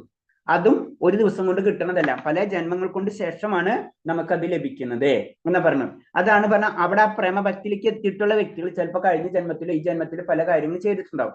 അങ്ങനെ ചെയ്തിട്ട് അവിടെ എത്തി കഴിഞ്ഞാൽ പിന്നെ ഈ വ്യക്തികൾക്ക് അനുഷ്ഠാനങ്ങളുടെ ആവശ്യം തന്നെ വരുന്നില്ല. അതാണ് ഉയർന്ന ഭക്തന്മാരുടെ പ്രത്യേകത. ഹരേഷ്ണ ഇത് കുറച്ച് മനസ്സിലാവുന്നുണ്ടാ ഹരേഷ്ണ? ടഫ തലയില് കേറാൻ മനസ്സിലാവുന്നുണ്ട്.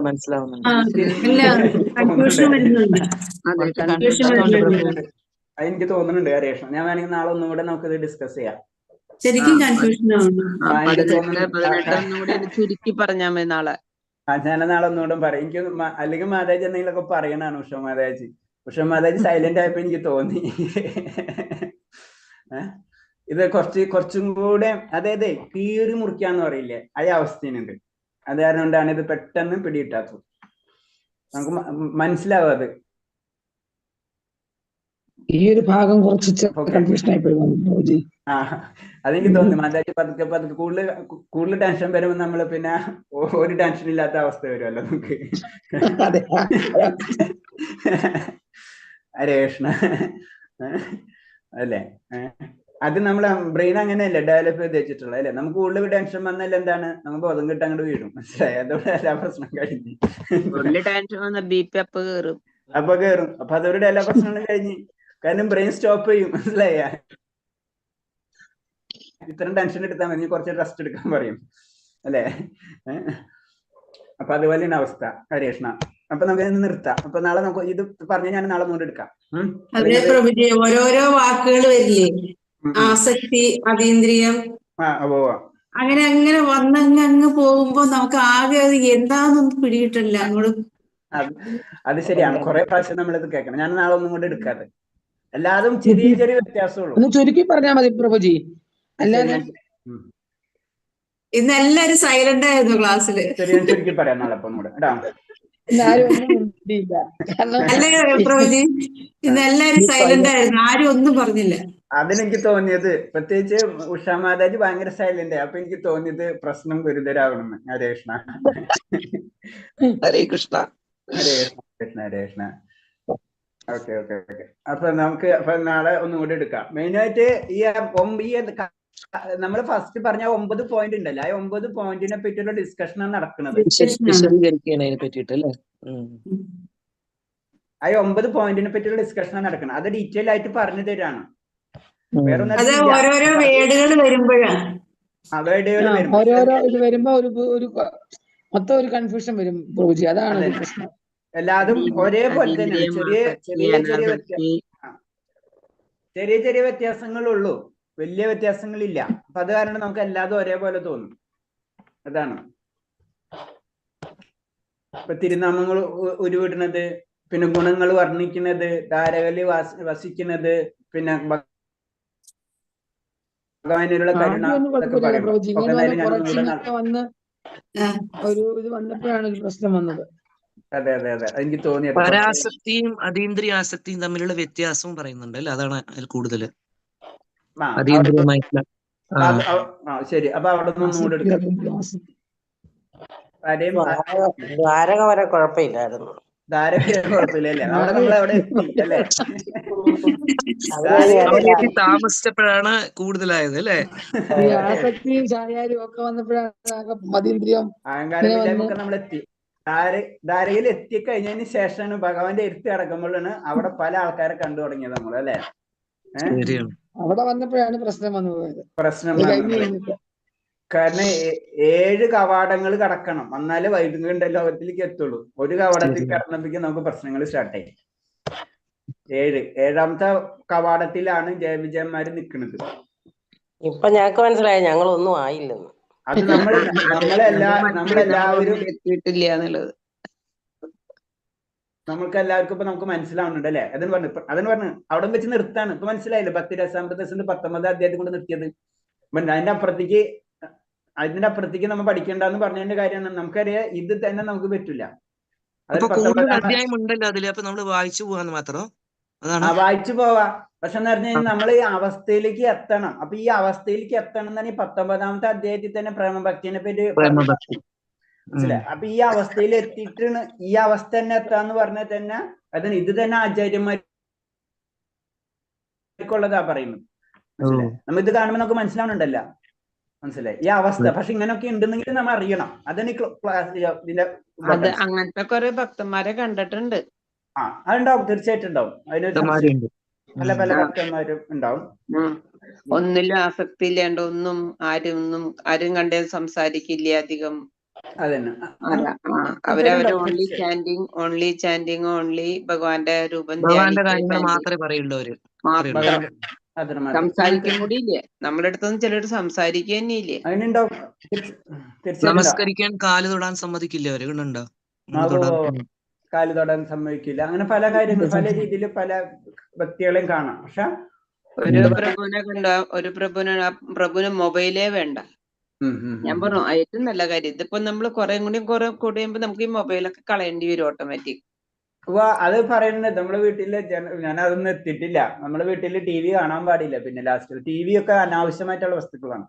കാരണം അത് ഉണ്ടാകുമ്പോഴാണ് നമ്മള് അതിലേക്ക് കൂടുതൽ പതുക്കെ നമ്മ അറിയാണ്ട് ഒരു ജംഗ്ഷനിലേക്ക് പോകും. അല്ലെങ്കിൽ നമ്മൾ എന്താ ചെയ്യാ ഇരിക്കാൻ കുറച്ച് ഇപ്പൊ ആദ്യം സീരിയൽ കാണും അല്ലെ? സീരിയലൊന്നും ഒരിക്കലും കാണരുത്.